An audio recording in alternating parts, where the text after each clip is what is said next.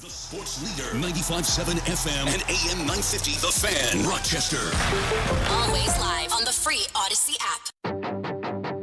The Sports Bar with Danger and Battaglia. Bills Mafia. How you living? Touchdown, Buffalo, Josh Allen. The Washington Commanders. Mike Danger. You become a different person. I don't know what that's like. I mean, I come to the studio every day at 3 o'clock and become Mike Danger. So I guess I'm just the mascot for this radio station. But Gene Battaglia. With apologies to Fats Domino. And don't say I can't sing Mike Danger. I'm picking Kansas City, here I come. They got some bad Bears opponent, and I'm gonna get me some. I'm picking Kansas City, here I come. Thank you, Mike Danger, and every other Bears fan. Don't do that. The Cleveland Browns are officially bringing back running back Kareem Hunt after Nick Chubb's season-ending knee injury Monday night. Buy or sell the third wild card has taken drama away from the final weeks of the MLB regular season. He does not deserve a death threat over a game. 2-game sweeps in the WNBA playoffs for the Liberty and for the Wings. But it is start of training camp. Go Sabres. 95.7 FM and AM 950, The Fan, Rochester.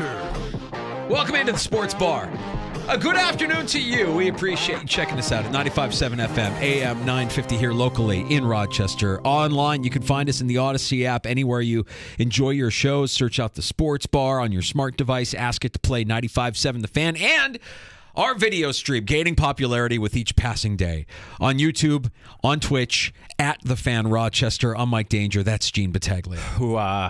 I'm making the most awkward transition here as it's 2:30 and I'm visiting one of our coworkers in hospice. Oof. So mind you, my mind might not be exactly here right now, and I mean, we're hurting in this building right now. Yeah. And it's a reminder. It's a reminder that our problems you might have, the problems we have, the stuff we talk about, kind of small. They're not real problems. For everybody that wanted to complain about the split screen on Monday Night Football, we've truly run out of problems. But when you take a step back and gain the perspective that I'm sure you gained by visiting our coworker who's in hospice this afternoon, Gino, and we're just lucky to be here, and what a privilege it is to be here doing what we do on a daily basis. And she's in pain. They're managing it well, and she's cracking jokes. And I'm just trying to put myself in her shoes. Would I be that way? Would any of us be that way if we're, just knowing what's ahead here? So, what choice do you have at that point? I guess, yeah. How do you want to go out? Do you want to go out with a smile on your face? I do. I would rather go out. If you're in pain and they're medicating you to get through that pain, I imagine that kind of forces you into a state of comfort and ease where you can go on your terms. And I think most people would prefer to go out happy, go out with a smile on your face. Yeah, if I were I would probably be, I'd like to be in a place where everybody would have a drink, right? Come on in, have a drink, put the game on. Yeah. Pretend like it's a normal day here, so.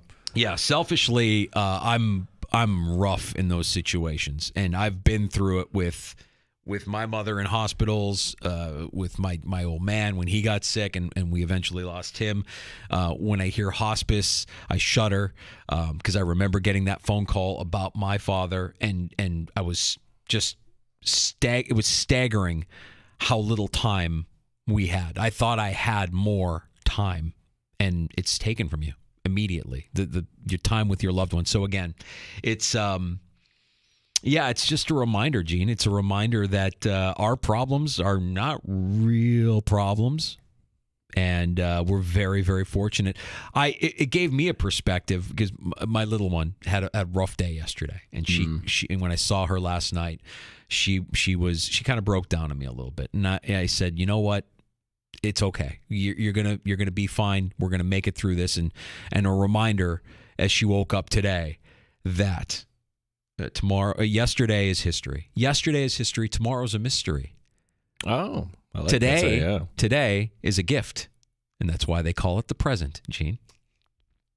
Who wrote that? I don't know. Maybe Ditka might have said it in one of the 30 for 30s. I don't know. But it's just a reminder that, every day is a gift. And, man, the fact that you spend part of your day listening to us ham it up and yak about sports for 3 hours every afternoon on this pirate ship is humbling. We appreciate it. We do not take that for granted either. Yeah, and it's also a reminder, too, if I get judgmental or we get judgmental, I don't know necessarily what somebody else is kind of going through here. So, so that was my day and then I'm looking at the clock and I'm at Highland. Side note, Highland, can you build another parking garage, please? It's a little annoying there. It's 2:30 and I'm like, oh my gosh, this is the most awkward transition ever. So, we'll keep moving ahead here. Well, we got plenty to get to this afternoon in the sports bar. And we've got a great show lined up for you. We'll talk some Buffalo Bills with Sal Capaccio, who you hear on the sidelines for the Buffalo Bills Radio Network and WGR in Buffalo. Sal Capaccio from our Odyssey Sports sister station joins us this afternoon at 4:25. Where everything is kind of bright and sunny now in Buffalo, right? Josh Allen was the AFC Offensive Player of the Week. Can I stop you there? This may not be Tommy the Swami hit on his bonus pick. His bonus pick last week on Friday was that Josh Allen would win AFC. So he went 5-0 then. He hit on his bonus pick. It's a walk-off that I don't think could be duplicated. When you hit on the bonus pick, I don't know. How do I show up on Friday? I don't know that I can. Do I wear a bag on my head? I can't believe that he actually hit on his bonus pick, which is usually wild and outlandish. This one was, no, I think he's going to have such a great performance that he's actually going to win AFC Offensive Player of the Week. And I didn't laugh it off entirely, but I said, the odds are against that, so I'm going to say you're wrong. And you know what? Ryan agreed with him. They both got it right. No. They both got it right. So here I go on Friday morning. I got to go and into the Lion's Den. I got to face the music, Gina. Well, it evolved. So 11th time he's won this. Yeah. I don't think any of us came back Monday and said that's AFC Offensive Player of the Week. It was a fine game. It was what we expect out of Josh Allen. And I also think it was a week where there just wasn't many great offensive performances team-wise. Correct. And so, especially in that conference. So, yes, you won. And you probably heard it if you've had our station on here. Josh Allen speaking about a half hour ago, doing his media head, and they picked it up on One Bills Live. And he's like, what does it mean? What does it mean? It means we won the game. Generally, they don't give this to a losing player. So that's about it at this point. Yeah. So that's that. And we have a Buffalo Bills injury report to kind of update you on here as well. Went from being clean just last week to having a few names on it this week as they're healing up from that win on Sunday against the Raiders and looking ahead to Washington. Sal Capaccio will be joining us here at 4:25. Later this hour, let's get you some winners. He is the host of BetQL's Send It In. Odyssey Sports betting insider PJ Glasser. Insider calls presented by BetMGM. Go check out all the latest lines today on the BetMGM app. PJ will give us his picks for Saturday college football and, of course, a few games for Week 3 of the NFL as well. This is a college football Saturday that if you love college football, I hope you have a little time to at least sit down and watch one of these, whether it's the late afternoon game, Coach Prime at Oregon. All right, Colorado, are you for real? Can they hang in this game? How do you play this if you want to throw a little money on it? Certainly that's one we'll be talking about. Oh, Ohio State, Notre Dame. That's another good game. Yep. We've got some college action this week we're all going to be paying attention to. And, of course, we'll get his best plays in the NFL. He's one of the best. PJ Glasser, the host of Send It In on the BetQL Network. Our usual fare is on tap this afternoon as well. We'll get to a round of shots during happy hour after 5 o'clock. A couple of headlines to get to from the NFL, including Kareem Hunt signing with his old team back in Cleveland with the Browns, 1 year, $4 million. NFL appetizers throughout the course of the afternoon, and some takes on tap on the way before 4 o'clock with I'll drink to that as well. The table is set. Yeah, as look, it's Washington. It's an opponent. We'll dive into the Commanders a little later in the week, but what I'm also kind of curious about is it's a new beginning down there, and they're 2-0, and sometimes you can get to 2-0 and, all right, we haven't played our best football yet. We're winning games. And that's what I think the category that Washington kind of falls into. They nearly got clipped at home by Arizona. That was bad. They nearly got clipped at Denver. that's not their best football here. So that would be my concern here, is that's a team that has ability. It's a head coach on the other side that I would think would know about Sean McDermott's tendencies, the Ron Rivera factor in this game. I'm saying that this is not a layup for the Buffalo Bills coming off of that Raider game. There are some issues, and this is a good passing attack. I do believe, even though Sam Howell's a relative unknown, Samuel, McLaurin, Dotson. Okay, which one of these three is Trey White guarding? Because that's the one that's going to have a big game here. I just think that it feels like a win, but it's not going to be comfortable. It doesn't feel like a comfortable win for the Buffalo Bills. And maybe I'm wrong, and maybe there's a talent deficiency between these two teams that we haven't yet uncovered. But because of those players that you mentioned, the talent that is on that field, those receivers are tight. That defensive line is menacing. Can the Bills do what they did last week to Max Crosby and basically just eliminate the pass rush from the Washington defensive line, keep Josh Allen upright, keep him clean, let him make those right decisions in the pocket? That, to me, is the key as to whether or not the Bills can get over with a win on the road. Let me throw you a stat here. We got to get him back on the show. Michael F. Florio, NFL Network. Now, the guy who leads amongst running backs in the league, guy who leads in terms of yards after contact, that's always a great stat, right? Anybody can hand it off, but can you get to the second level and beyond? Well, it's Christian McCaffrey, 249 yards. James Cook is second. Second in the league right now, yards after contact at 149. So the Raiders might be one of the worst defenses that the Bills face. Let's just kind of acknowledge that. Max Crosby aside, ain't not much there, all right? Chandler Jones is not even active, all right? So what are they doing? But you have national pundits, you have other people saying this has to be more balanced attack for the Buffalo Bills.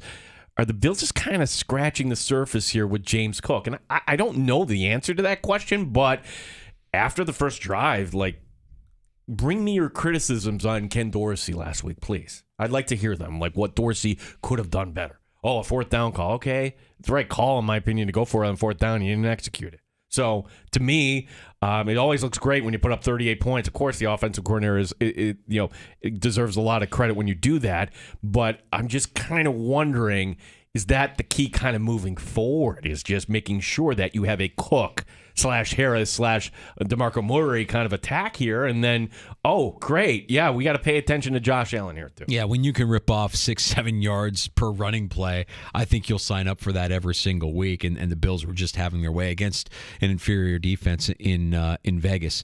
Sean McDermott spoke today before practice. It is Wednesday. Ooh, are we playing McLeod? I wanted to just go through this clip. It's 1:25, Gino. Ooh. And it's Sean McDermott on coaching against his former boss, Ron Rivera. Oh, he's going to be piling it on here. Get the boots out. 7 lies you'll hear in 1:25? 1:25. Here we go. Yep. Yeah, I mean, Ron, I think he just won his 100th game, right, as a head coach. I mean, that's a heck of an accomplishment in and of itself, let alone with everything that's been going on. And I don't even, pretend to know everything that's been going on. But he's just, he's a great leader and a great head coach. And all the accolades he's received. I think he's got Coach of the Year twice, I believe. I know he's been up for it at least twice, or a finalist. So he's well deserving of all the attention he gets. Are there aspects of that that have influenced you? I'm sorry? Are there aspects of that that have influenced you? Yeah. I mean, you learn from, those around you. You try and take the best that you see from those around you. And I've learned a lot by being around Coach, and whether it be in Philadelphia for those years working under Andy Reid, both of us, or in Carolina when I was working under Coach Rivera. I think when you first start, when you kind of go off and you first start, it's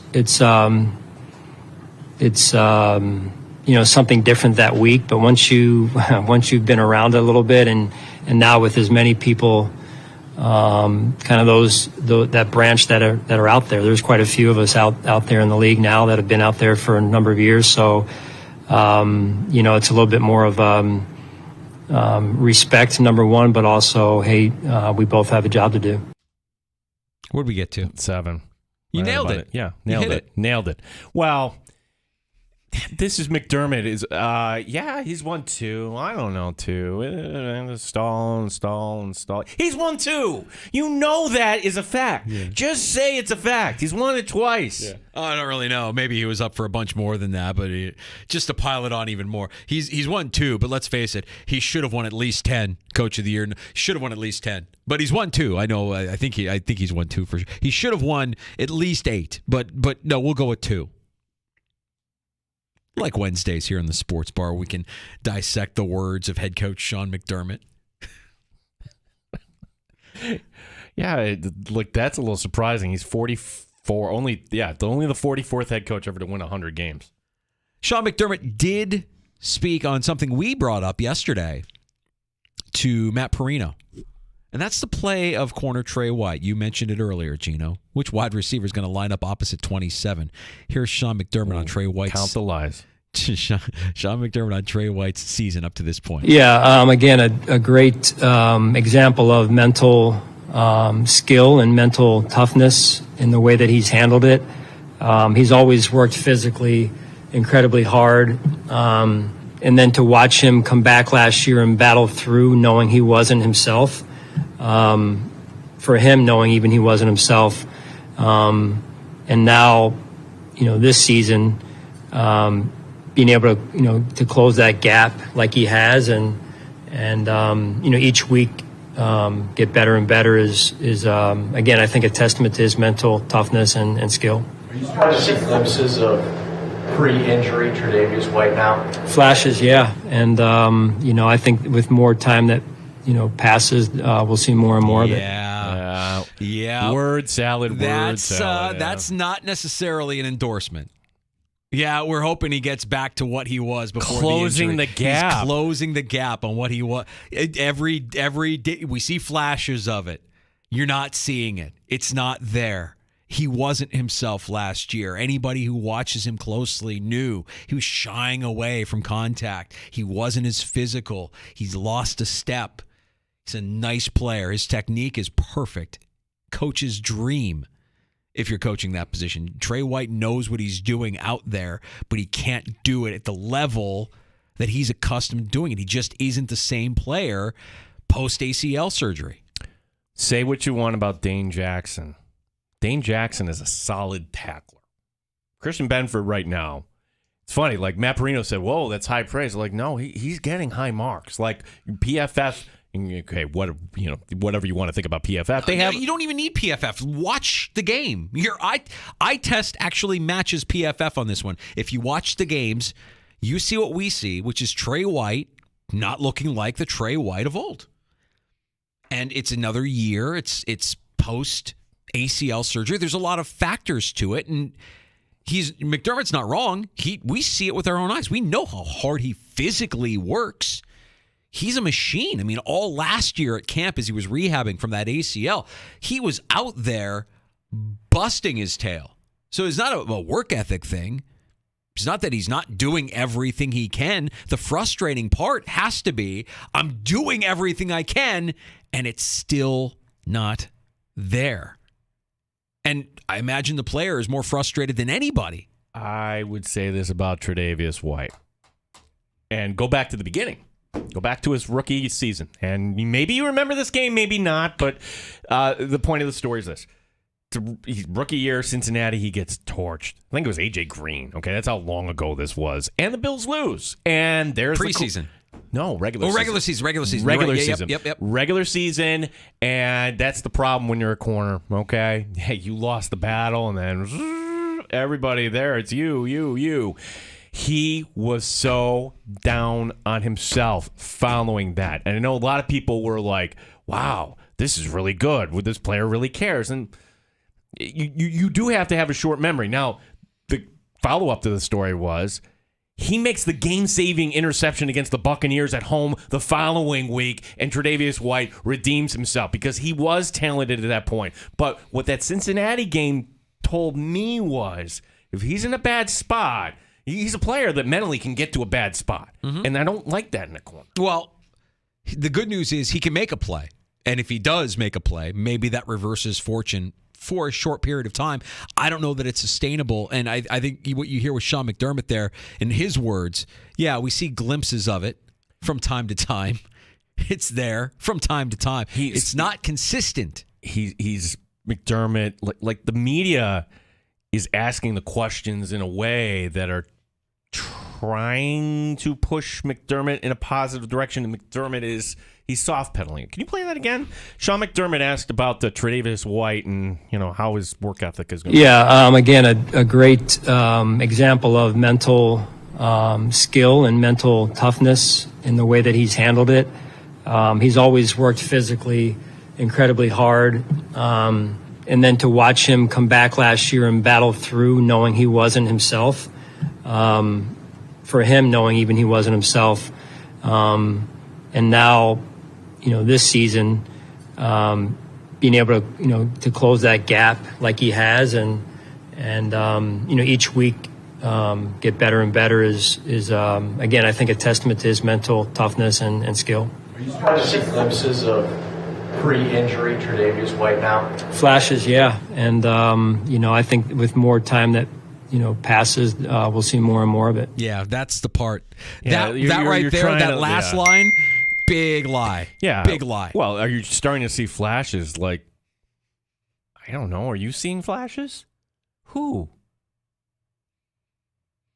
Look, maybe it takes just one play. Maybe you're right. Maybe it's, if you go back to his rookie year, it's that play that he made after having a rough game that won him back. Mentally, won him back with his teammates, won him back with himself. Yeah, I'll stop short of saying he's a liability. I don't think he's a liability. But he's just not what we expected. He's not what we remembered pre-ACL, and Sean McDermott is essentially confirming it with his words in today's press conference. Glimpses. Yeah, he's closing the gap. Right. If he starts to get picked on against Washington, do you go to Dame Jackson? I don't know that you do. I don't think you do either. I think you have to work ride it out. Yeah, you have to figure some things out in the moment. And hey, you put this on yourself. You're the defensive coordinator and the head coach. You got to deal with him as the head coach and as the defensive coordinator. Good luck with that one. The added pressure of dealing with a superstar who just doesn't look like the superstar we remember. So far. And maybe it turns around. Mm-hmm. Maybe it's just one game and it turns around. All right, we're going to get to PJ Glasser here in a few. He is the host of BetQL's Send It In. PJ has his favorite plays, Saturday's action in college football, and of course, Week 3 in the NFL coming up here on Sunday as well. Stand by with PJ. He's coming up next. We're going to make some money here in the Sports Bar. Danger and Battaglia on the Fan Rochester. Odyssey has sports for every fan.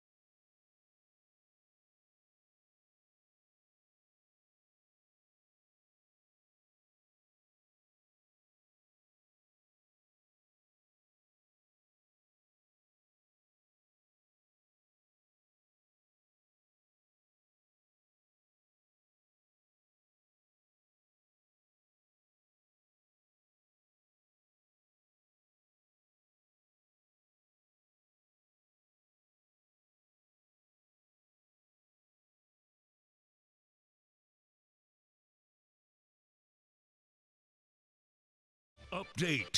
For the 11th time in his career, Josh Allen named the AFC Offensive Player of the Week. This for his efforts against the Raiders. Allen talking about going against the Washington Commanders. Again, just going against a good front, making sure we're getting the ball out and getting our guys in space and forcing those interior D linemen to move around the field, tire them out just a little bit, and just making sure we're spreading the ball around fairly evenly and just being two-dimensional. 3 players did not practice today. Leonard Floyd with an ankle, Micah Hyde with a hamstring, Dawson Knox has a back issue. Jordan Phillips also did not practice. He's under the weather. Limited today was linebacker Terrell Bernard. We'll talk to PJ Glasser of the BetQL Network coming up next year in the Sports Bar. Phillies hang on in 10 innings over the Braves, 6-5. Wings tonight in Indy. Gene Battaglia, The Fan, Rochester. Top Shelf Sports Talk. You're hanging out in the Sports Bar with Danger and Battaglia on the Sports Leader, 95.7 FM and AM 950, The Fan, Rochester. All right, we're joined now by the host of Send It In, Odyssey Sports Betting Insider, PJ Glasser. Insider Calls presented by BetMGM. Go check out all the latest lines today on the BetMGM app, PJ. It's always great having you in the Sports Bar. I want to get your take on Week 3 of the NFL, get some winners for you there. We're also going to talk some college football. I know that there was a big game that you might have stayed up for late on Saturday night. Oh, that game was great. What was that team again? That was the team coached by Coach Prime, yeah.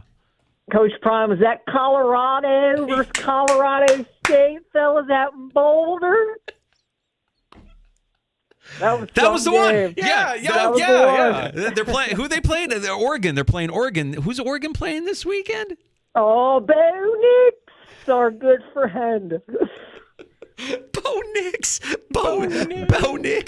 Bo. PJ, let's start with Saturday's action in college football because it's a great slate of games, man. I'm looking forward to it. Where are you starting with? Guys, so many good games. So we have 7 great ones. We have 6 ranked matchups. The other one, Florida State Clemson, is going to be awesome. Of all the big games, I'd say the play that I like the best is in that Colorado and Oregon game with our friend Bo Nix. I'm not touching the side, ton of points, 20.5. I'm not touching the total, 70.5. What I like is Oregon team total over. It's probably going to drop on maybe late Thursday, Friday. I just don't know how Colorado stops Oregon, guys, especially without Travis Hunter. We saw TCU score 42 on them. We saw Colorado State score 38 on them. Now you're playing Oregon with Bo Nix, all his receivers, his running backs, at Autzen Stadium. So I think Oregon, they might get in the 50s in this game. So Oregon team total over is one play I really like this week. PJ, we can't bet on this college action in New York State with a New York State team, but is Syracuse for real here? I mean, do we really put any stock into Purdue? They get Army, and just curious, do the Orange, I've seen it either 13.5 or 14. I don't know what you have it here at. Yeah, I got a 14, Gene. Syracuse has impressed me so far. Garrett Schrader's really playing well at quarterback for the Orange. What I hate, though, this week, fellas, is the spot for Syracuse. So you come off a nice win on the road in West Lafayette against Purdue. Syracuse's next 3 games, Clemson, North Carolina, Florida State. They're playing the best 3 teams in the ACC all in a row. There's no way that they're getting up for this game against Army. There's no way they're not looking ahead to next week against Clemson. And when you get a look-ahead spot and you're playing against one of the military academies, that's a tough spot. So we're getting a nice key number at 14. I think Army keeps it close. I mean, it's college football, fellas. I think there's a chance they could win this game outright. I'd maybe sprinkle some money line. I like the Cuse moving forward. I just think it's a terrible spot for him this week. Big whiteout in Happy Valley. We had a lot of Penn State fans in our area here, PJ, and I'm curious as to whether or not you like the Nittany Lions with Iowa coming in. I like Penn State to win the game, guys. Iowa's got a bunch of injuries. They're missing their top 2 running backs. They're missing their top 2 tight ends, and we know Iowa football, great defensively, great special teams, struggle to move the football. And what strengths they do have on offense is with their running backs and their tight ends. They're missing their top 2 at both positions. So it's tough to see them really scoring in this game. But because their defense is so good and we're getting so many points at 14.5, I still think they cover the big number. So Drew Aller last week on the road, that was his first true road start in Champaign. He didn't turn the ball over, but the offense did struggle a little bit. I think they struggle again this week at Iowa. This is going to be like a 21-10, 17-7 maybe type game. So I like the Nittany Lions to win, but I think Iowa can hang within the number. We're talking to PJ Glasser, host of Send It In. It is one of the best Saturdays here in September we've had in quite some time in terms of great matchups. You also have Ohio State and Notre Dame, which I'm sure will be settling in a lot of us on Saturday night. Do you like the Buckeyes in this spot, PJ? I do, Gene. I do. I like it anything under 3. So it was at 3.5 for a little bit on Monday. Now it's back down to 3. What's tough about this game, guys, is we really haven't seen either of these teams yet against elite competition. We saw Notre Dame play NC State on the road. Really, the one game most people probably saw Ohio State was against Indiana. And, that was Kyle McCord's first career college start. He's on the road, and it was sloppy. I just still think Ohio State has so much talent. They arguably have the 2 best receivers in college football. They have 2 really good running backs. And McCord's a good player. Ohio State, too, guys, over the last, 7-8 years, dating back to Urban Meyer when he was there, normally really, really good on the road in big games. If you want to pick off Ohio State, it's usually at the shoe. Oregon went in there a couple of years ago, beat them. Baker Mayfield and Oklahoma went in there. Of course, Jim Harbaugh and Michigan did that last year. Virginia Tech years ago beat them, Michigan State. So if you want to upset Ohio State, it's hard to do. But more so, it seems like it happens at home. They're really good on the road, and I think they win again this week. I like a -3. PJ, there's another game on Saturday that we know you have circled. Pitt against UNC. What's enticing about this one? So Pitt was a team, guys, that I thought maybe could be like a dark horse in the ACC this year. I just like the way that the schedule set up for them. Jerkovich, tons of college experience, is their quarterback. They got a nice defense. They've lost the last 2 games to Cincinnati and West Virginia. They have not looked good offensively. But this is really about a fade of North Carolina. Guys, in the last 2 years with Drake May and Sam Howell as their quarterback, North Carolina has not won a road game by more than 8 points. Last year, they played 5 road games. 4 of those, they won by 3 or less. And then the year before with Hal, they went 0-4 on the road in true road games. So this is just all about North Carolina's laying 7.5. Show me that you can win a road game by more than 8 points on the road in a hostile environment. I think they win. I don't think they win by 8. I like the Panthers plus 7.5. PJ Glasser, our host here of Send It In, which you can catch weekdays. We'll tell you about that, part of the BetQL network. Looking over at the NFL here, and I look at lines, and I like playing all right, let's guess the line before you actually looked at it. I don't know if you play that exercise. And one I was a little off on. Wait a second. I knew the Dolphins would be favored, certainly, but at 6.5, I thought it would have been higher. And then now I'm starting to outthink myself. I'm like, wait a second. Why is the line only like this here? It's almost like they're saying, come in here. Is this a trap here, PJ, or are you feeling comfortable here with the Dolphins covering? Gene, this is the trap of the week, gentlemen. This is the Vikings from week 1. This is the Seahawks in week 2. We were over both of those games. This is the trap. I know how much you guys love your survivor pools. Would caution people heavily on the Miami Dolphins this week. I think the Broncos are live in this game. Guys, week 3 in the NFL is probably my favorite week to bet. A phenomenal stat. The last 99 teams in the NFL who have started 0-3, only 1 have made the playoffs. Teams know they can't start 0-3. I mean, it's early, but they're pretty much playing for their season. We have a team in Denver who lost their first 2 games at home as favorites, and then now they have to go on the road to Miami with their season on the line. After this, guys, they have the Bears on the road, and they have the Jets at home. If they win this game against Miami, they feel like they can get to 3-2 and then, undo a little bit of that start they had to the season. So this is the game. I know Miami's such a tough place to play in September because of the heat and the humidity. But like you guys said, I mean, they've looked so good the first 2 weeks. Tua's looked awesome, and they're under the 7 points. this is a trap, fellas. I'd stay away from the Dolphins in Survivor. I like Denver plus 6.5. All right, what about the Titans and Browns? Because we weren't really impressed by what we saw of Deshaun Watson, and certainly no Nick Chubb is going to be a challenge for the rest of the season for Cleveland. Do you like Tennessee against Cleveland here, PJ? I do, Danger. I like probably my favorite bet of the week at plus 3.5. The Browns, fellas, first 2 weeks, they have had to play AFC North opponents, right? They get the Bengals week 1. They get the Steelers week 2. Now you have to travel back home on a short week without Nick Chubb. You're already missing Jack Conklin, who's your best offensive lineman. The Browns also have the Ravens next week. Again, I just think it's a sandwich spot. It's a look-ahead spot. You're on a short week. Mike Vrabel and the Titans have already covered 2 spreads this year as underdogs. He's normally great in that role. This is going to be another kind of, game that we've seen the Titans play this season. A lot of field goals. It's going to be like a 20-17, 19-16, like one of those type deals. I love getting the 3.5 with Tennessee in this game. I think they win it outright, but Titans plus 3.5, probably my best bet of the week. Before I ask you about the Niners and Rams here, PJ, what was your reaction to watching Sean McVay line up for a field goal in the game's final play? I can only imagine what the reaction must have been like in Vegas if you were in a casino at that point. I mean, it's nuts. It's nuts. Luckily, I had nothing on the game. I had nothing, but obviously was well aware of the spread and just felt for anybody who had a San Francisco minus 7.5. That is a tough way to lose a bet right there. Yeah, it's almost like Sean McVay knew, and it's like, all right, Niner fans, if you were betting on your team, screw you. Like, you didn't beat the spread here.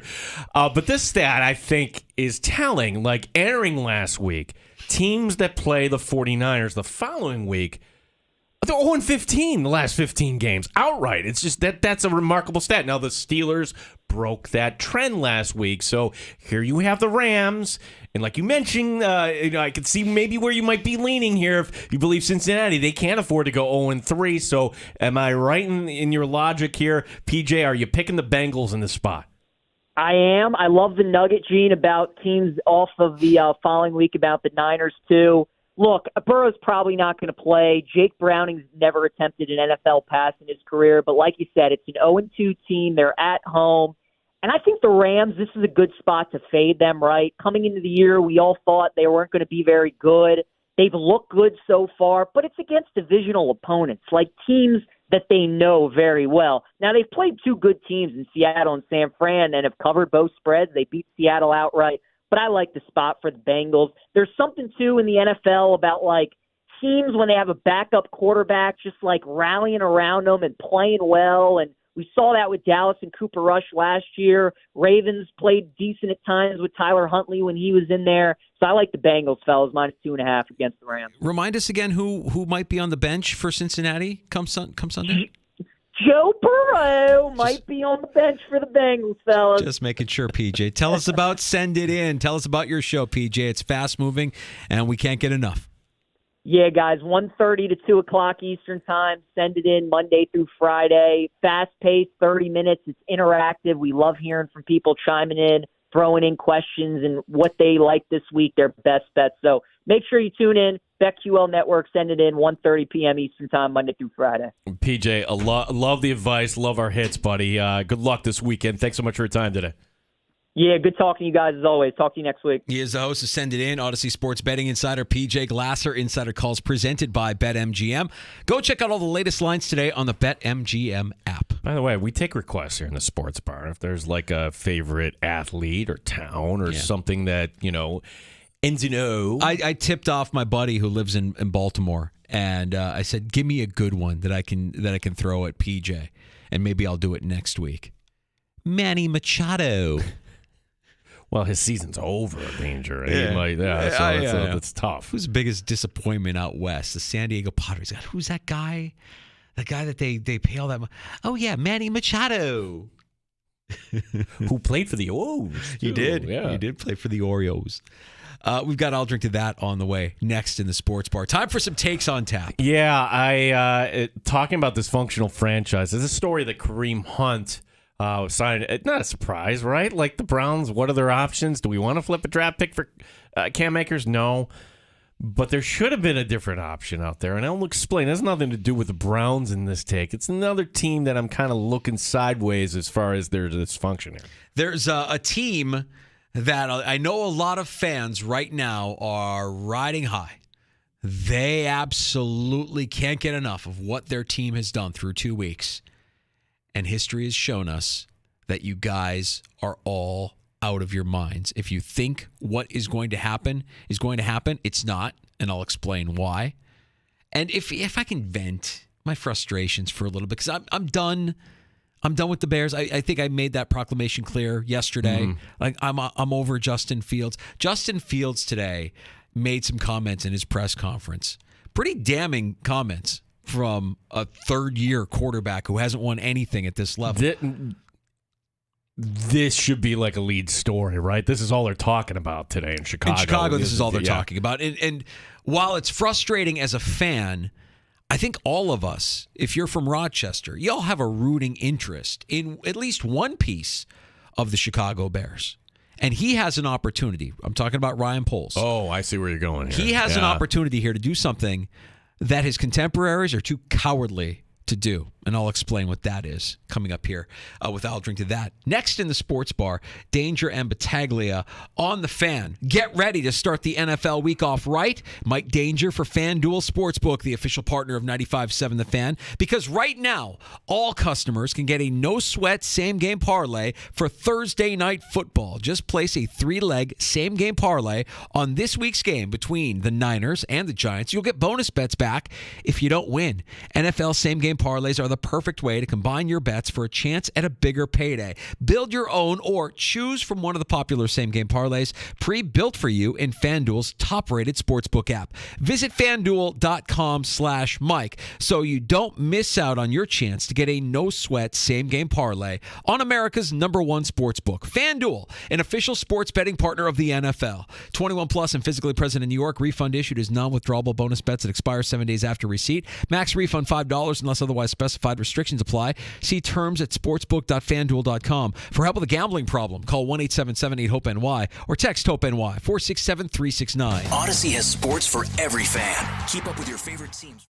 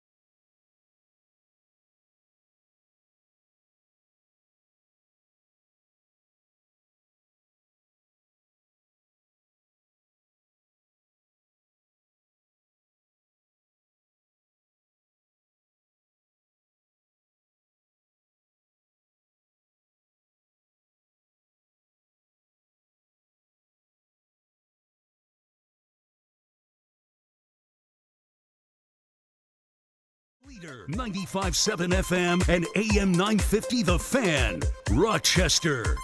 Right. I think two things that come to mind are unselfish. That's a great character trait of good teams, but also people. And I think that just to me is an expression of unselfish approach, yet not settling on what their current role might be and trying to push forward into earning playing time or, getting themselves elevated off of the practice squad, which is a good thing. Buffalo Bills head coach Sean McDermott speaking to the media before practice today. It's time for I'll Drink to That in the Sports Bar. Gino, pretty impressive start at 2-0 for the Dallas Cowboys, wouldn't you say? Listen, they won 40-0 against the Giants, and you took care of business week 2. All right, look, before you start booking your tickets for Vegas in February, Cowboys fan, look in the mirror, because when you do, you'll know how this goes. And as impressive as they may appear to start this season, they beat the Giants, they beat the Jets. It's early, and they've yet to beat a really good team. I'll go just far enough to give them the NFC East, but that's a stretch, and it's only because teams never repeat as division champs in the NFC East at best. It's their turn in the rotation, and I could say the exact same thing about Washington today. This team always seems to start off hot before amounting to nothing of significance. Dak Prescott just isn't that guy. How many TDs has he thrown in these 2 games against inferior opponents? 2. Now, I get that the defense has been great, but winning games off of points scored by your defense or special teams, we all know that is unsustainable in the NFL. Just trying to get ahead of this because they're going to beat up a bad Arizona team on Sunday. They'll be 3-0, and everyone's going to have them winning the Super Bowl. The collapse is inevitable, and if you're a Cowboys fan, you know I'm right. Here's what's different, though. They have the best defensive player in the game today. They have somebody. Look, I will hear you on Dak Prescott, and I'm not Mike McCarthy, please, okay? But Micah Parsons is a man. He is the best defensive player in the game. Right now, okay? Christian McCaffrey, his odds for MVP, which is noteworthy because it usually goes to a quarterback, plus 5,500. Parsons is at plus 5,000. Like, you have to go back to Lawrence Taylor the last time a defensive player won MVP. Super, super small sample size. Keep talking about it. But that's what's different Keep talking about it. It's inevitable. No, it's not. They will win enough games, whether they're a wild card or the division or something. They are a playoff team. I'm not saying that's exactly. I will go as far, and I predicted it when we did our bold predictions. I said they're winning the East. Dallas will win the East. But if you think they're going to win it all, or you think that this team is special in some way, that they're going to do what they haven't done since what? Super Bowl 30? Well, I don't know the number. It was the Steelers. The Steelers. Yeah, that was Arizona, 30. Yeah. That was 30. They aren't going to do it. This isn't the team. That isn't the coach. That isn't the quarterback. Parsons is nice. Parsons could be the league MVP. I'm not disputing any of that. But if you think that this team is all of a sudden special because of how they've started this season, you're kidding yourself. They'll be 3-0, and they will have beaten up on some of the worst teams in the NFL in getting to 3-0. Beat a good team, and then let's have this conversation again. But who is good in the NFC, though? Niners. Eagles. Eagles. That's it. End of conversation right now. Niners and Eagles. Right now. And, I have a feeling one of those teams in the South will surprise somebody. Well, one of those teams in the South is going to be inflated because of like Atlanta. I picked Atlanta as a 12-win team. I did. And I don't think they're going to be real, but hey, those one-score losses last year, voila, they're one-score wins. If you got into a shootout with, let's just say, Detroit, does Dallas have enough with Dak Prescott to win in a shootout? I mean, I know right away, Cowboys, you wouldn't be in a shootout because you have Micah Parsons. Right. Yeah. I get it. Yeah. You're going to be in those games. Those games are going to happen. And you know it. Cowboy fan, you know it. You know it's coming. Enjoy it. Enjoy the early season, this hot start to the early season. Brace yourself. The thing that when we were joined by, and it was the answer to a different question, when we were joined by Tim Graham of The Athletic, this was a few weeks back, and I just asked him straightforward, hey, what's it going to take for the Buffalo Bills to get over the hump? And he's like, you're not going to like this answer? Luck, Really, it comes down to dumb things and how things line up in the postseason. If the seedings go the Cowboys' favor, meaning, all right, maybe you get a seeding where Philadelphia has to play the Niners, and you have one of the two knocking each other out. You can kind of control the path there. I'm presenting you a scenario where they do get it. I'm not hedging, because when we did our bold predictions, my NFC Championship game was Niners-Cowboys. But you're saying because of history that this is going to happen again. If you think that they're going to win it all, you're mistaken. This is not a Super Bowl team. This is not a Super Bowl roster. This is not a Super Bowl coach. I know he won one in Green Bay. It's a long time ago with one of the best quarterbacks of all time. You have Dak Prescott. Do you ever wake up in the middle of the night with a take? Like, oh my gosh. I woke up in the middle of the night, and this goes back, to that Monday. And we weren't talking about just the Jets. We were talking about that Jim Trotter lawsuit where you had these horrible allegations against Terry Pegula and also Jerry Jones. I love that you're coming up with takes in your sleep now. It's almost like we've become machines. I think so. Take machines. We just did that happen, rifle or them off. Did I dream a take? That's take-inception. Takeception. If Jim Trotter really wanted to take down the NFL, he would hold on to the audio to the worst possible time. Can you imagine if it were a Buffalo kick Dallas Super Bowl? Like, oh yeah, Mr. celebrate Trotter, the Super Bowl. Mr. Trotter, please leave Bills fans out of this. Yeah. What if that's true? Enjoy your Cowboys-Bills Super Bowl. Here's audio of both of your owners being racist. Oh, Gino. Yeah, you couldn't fall back asleep after yeah, that one. one gets you. You're in a cold sweat. Like, what happened? Do you believe the Jonathan Taylor story? I mean, wink, wink, that he's really hurt and he had to go on PUP? Or was that more likely an emotional outburst by the Colts, put him on IR, and Taylor's like, whatever, suit yourself. I don't want to play for you, and I'm getting paid either way. I believe it's the latter. I don't know that, so let's assume it's the latter. Well, it's terrible management. You don't want to pay Taylor, fine, but that's not the way to go about it. You have an asset. And if you held on to that asset, maybe you could have fleeced the Browns again. Do you remember the Anthony Richardson trade? Granted, the GMs have changed since then, but one of the owners hasn't.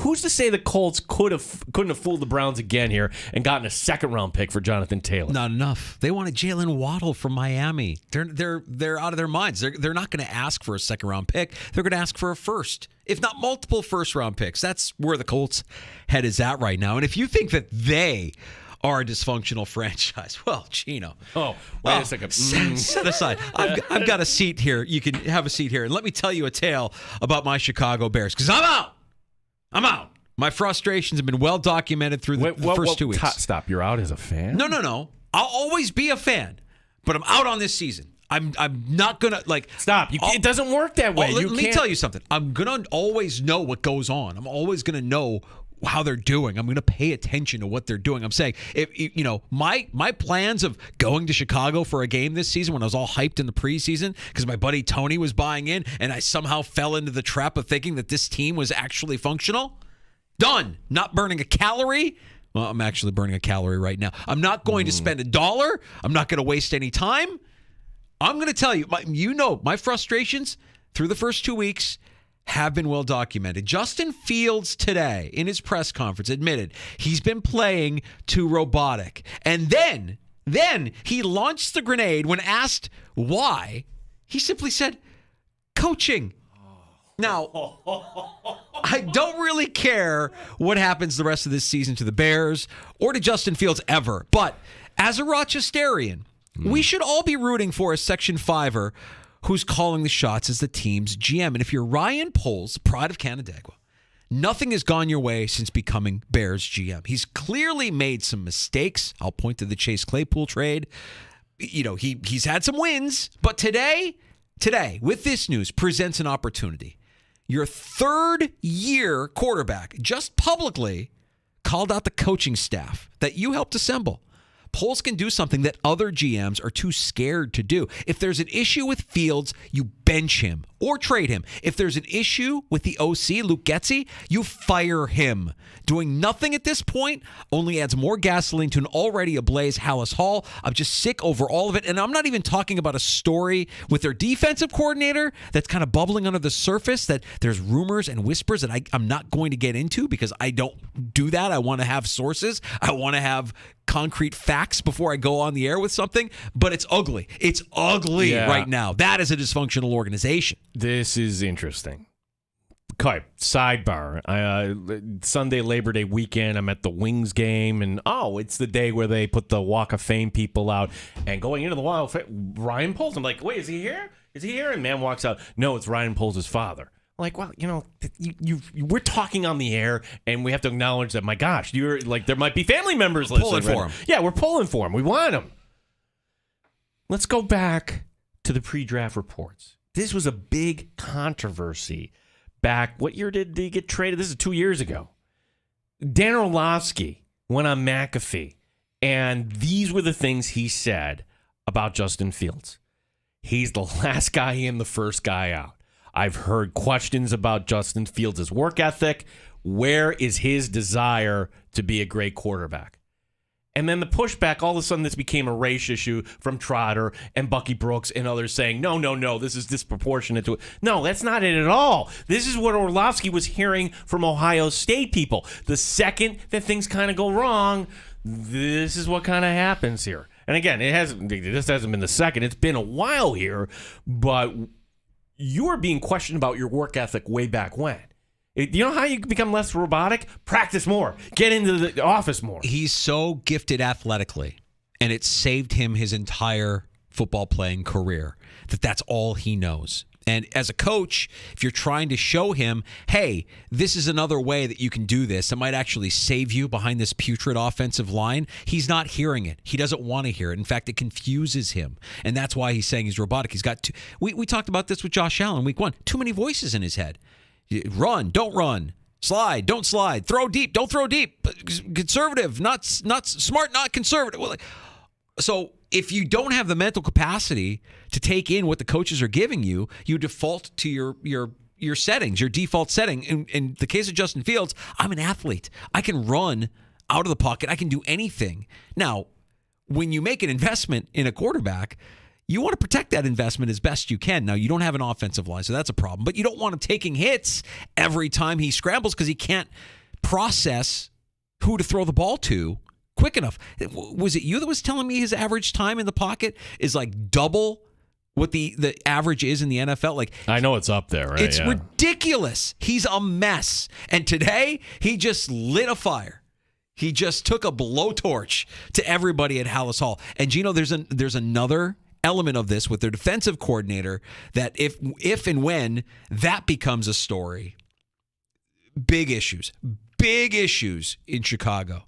And I'm embarrassed. I'm embarrassed by all of it. I'm embarrassed to say that that's my team. Embarrassing! Okay. And I love Ryan Poles. I want Ryan Poles to be successful. There is a way out of this. Did Ryan Poles draft Justin Fields? No, he did not. That's what I'm suggesting. That is you move on from him, you bench him, or you move on from him, you trade him. Or if you believe the coach is at fault, then you fire the coach. You'll be fine without Luke Getsy. We'll be all right. Yeah, you can fire the coach. Justin Fields, you play out the string, and you can win a couple games. Root against Carolina. Bryce Young is hurt. Yeah. They signed another quarterback today. Oh, my gosh, this is happening way ahead of schedule. Oh, that's right. They don't have their number. In fact, they gave it to Chicago. Mm-hmm. If the Bears end up with 2 top 5 picks, Caleb Williams, it's all going to be okay. It's not. It's going to be fine. The Bears, they'll screw it up, Gino. They'll screw it up. No, this is Ryan Poles, Section 5 guy. I know. It's only... He traded away a second-round pick for Chase Claypool. He's terrible. Chase Claypool is terrible. That was bad. He's terrible. That was bad. He's terrible. I want to believe. I want to believe. I can't. Can you imagine the Steelers, like... second-round pick. Yeah, or like, really? They really want to do this? Yeah, we'll do it. Yeah. Ask for a first while you're at it. Why not? Okay, I feel better. Thank you. I feel like I should be charging. You should be charging me for therapy. We're going to come back with more next. Sal Capaccio is going to join us here in about 20 minutes or so. We'll talk some more Bills and Commanders, Sunday's matchup in Washington. You can join us on the Good Smoke Barbecue and Pub Wingman line at 866-4FAN, 866-4326. Oh, today, Wacky Wing Wednesday at Good Smoke Barbecue. Buy one, get one free wings. Good Smoke's giant signature wings. Buy one, get one free on all 6 or 12 wing dine-in orders. And on top of that, Good Smoke's Super Happy Hour featuring buy one, get one draft beers and $3 well drinks weekdays from 2 until 6. Good Smoke Barbecue and Pub, 135 West Commercial Street, East Rochester. Football is here, and we're rooting for our Buffalo home team.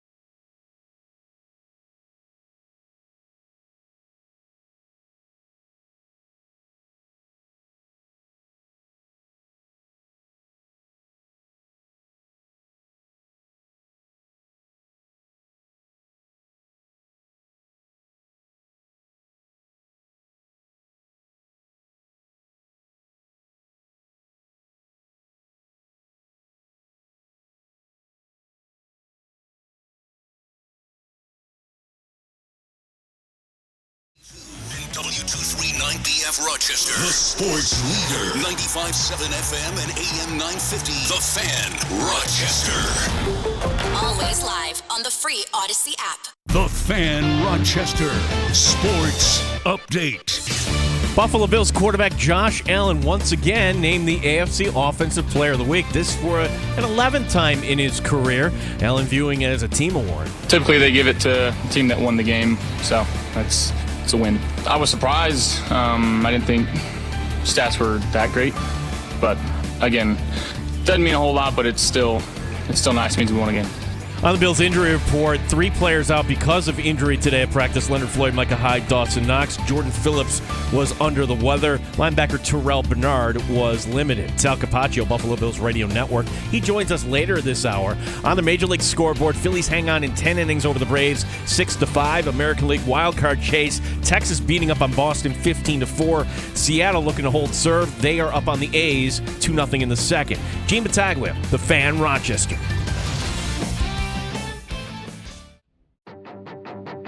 The Sports Bar with Danger and Battaglia. Bills Mafia. How you living? Touchdown, Buffalo, Josh Allen. The Washington Commanders. Mike Danger. You become a different person. I don't know what that's like. I mean, I come to the studio every day at 3 o'clock and become Mike Danger. So I guess I'm just the mascot for this radio station. But Gene Battaglia. With apologies to Fats Domino. And don't say I can't sing Mike Danger. I'm picking Kansas City, here I come. They got some bad Bears opponent, and I'm gonna get me some. I'm picking Kansas City, here I come. Thank you, Mike Danger, and every other Bears fan. Don't do that. The Cleveland Browns are officially bringing back running back Kareem Hunt after Nick Chubb's season-ending knee injury Monday night. Buy or sell the third wild card has taken drama away from the final weeks of the MLB regular season. He does not deserve a death threat over a game. 2-game sweeps in the WNBA playoffs for the Liberty and for the Wings. But it is start of training camp. Go Sabres. 95.7 FM and AM 950 The Fan, Rochester. You're back in the Sports Bar. It's Danger and Battaglia, about 15 minutes away from Sal Capaccio. We'll talk more Bills and Commanders matchup Sunday that you'll be able to hear on the Fan Rochester. Pregame starts at 9 right after that Sunday morning tradition, Italian Carousel with Joe Capagreco. I challenge anybody. Listen for 1 minute. And you challenge yourself not to smile when you hear that music. I was talking to Bo Jackson, who does mornings on the B, and we were talking about pregame and how we run 4 hours of pregame coverage and how it doesn't really feel like pregame unless you're listening just before pregame starts. You get a couple of hours of Italian music, Joe Capagreco, the latest soccer scores from Italy. He still has this bin with his music, his CDs, which is wonderful because you would think that they'd all kind of be, in a computer by now, but they're not. Who was the one artist? T.D. Bianchi. T.T. Bianchi. No, pronounce the name correctly. T.D. Bianchi. T.D. Bianchi. No. T.D.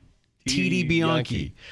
Well, you can hear her stylings and many, many more Italian artists with the Italian Carousel every Sunday morning here on the Fan, leading you right up to pregame at 9 a.m. Oh my gosh, she's 75. Like the CD. I just looked her up. CD Bianchi's 75. She's 75. How old is that CD? I don't know. Half that age at least. Well, good music stands the test of time. Right. Remember, when you had the biggest CD collection, you probably thought, I have this massive CD collection. If only I had my own radio show, what I could do with this massive CD collection. Joe Capagreco, dreams do come true. That was like the old days of radio when you would walk into a studio like, oh my gosh, like all against the wall and everything organized. Like, how do you find something like that now? Yeah.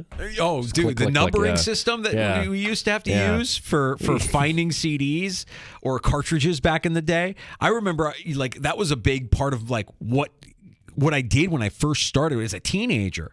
That like gave you the grunt work, the work that nobody wanted to do. Like, here, organize this library numerically, or here, relabel everything because we can't read it anymore. Everything's covered with tar and nicotine from all the smoking that happens inside of a on-air studio back in the day. I have no idea how we're still alive. Anyways, Sal will be joining us here in about 10, 15 minutes or so. We'll talk more Bills, Commanders. It appears that Kareem Hunt and his services will be needed once again in Cleveland. $4 million. All right, so good on Kareem Hunt. He knew his value here because remember we had the Kareem Hunt tour. Hey, he's in New Orleans. Oh, he left without a contract. Hey, he's in Indianapolis. He left without a contract. So everybody who spent money last night or won their waiver claim on Ford last night, I feel fine about that. You feel fine about that? I would feel fine about that. And you know what? Ford, I think it's foolish to imagine that Ford can duplicate the production of Nick Chubb. He's not as talented as Nick Chubb, but behind that offensive line and with the endorsement from the head coach who's saying he's our lead back, yeah, I'd be comfortable with Ford being your running back. Yeah, I think $4 million seems very generous to Kareem Hunt at this point. You want a job? Come on in. Yeah, right. I mean, like hold out, wait. Desperate team. Oh, hi Cleveland. By the way, I know your offense like the back of my hand. Let's go. $4 million for 1 year, and we'll see how often we see Kareem Hunt on the field. But yeah, at least. I mean, this week, a little bit of a tough matchup for Jerome Ford, so temper your expectations. His first week as the starter, replacing the injured Nick Chubb. But I think overall, through the rest of the season, yeah, Jerome Ford's going to be just fine in that backfield. Yeah, it's still looking like I don't see what was the official diagnosis on Nick Chubb other than he's undergoing surgery here. So yeah, he's going to need a new knee. His knee exploded. It was bad. Just bad. And to know that it was the same knee that he had this injury happen to when he was in college, it's just sad because you see a player like Nick Chubb, and I don't know if you feel the same way. We don't really spend a lot of time talking about Nick Chubb or the Cleveland Browns on this show, but humor me for a second. Sure. Because Nick Chubb, to me, when you watch him play, looks like the kind of player that you could plop into any generation of football, and he would be a success.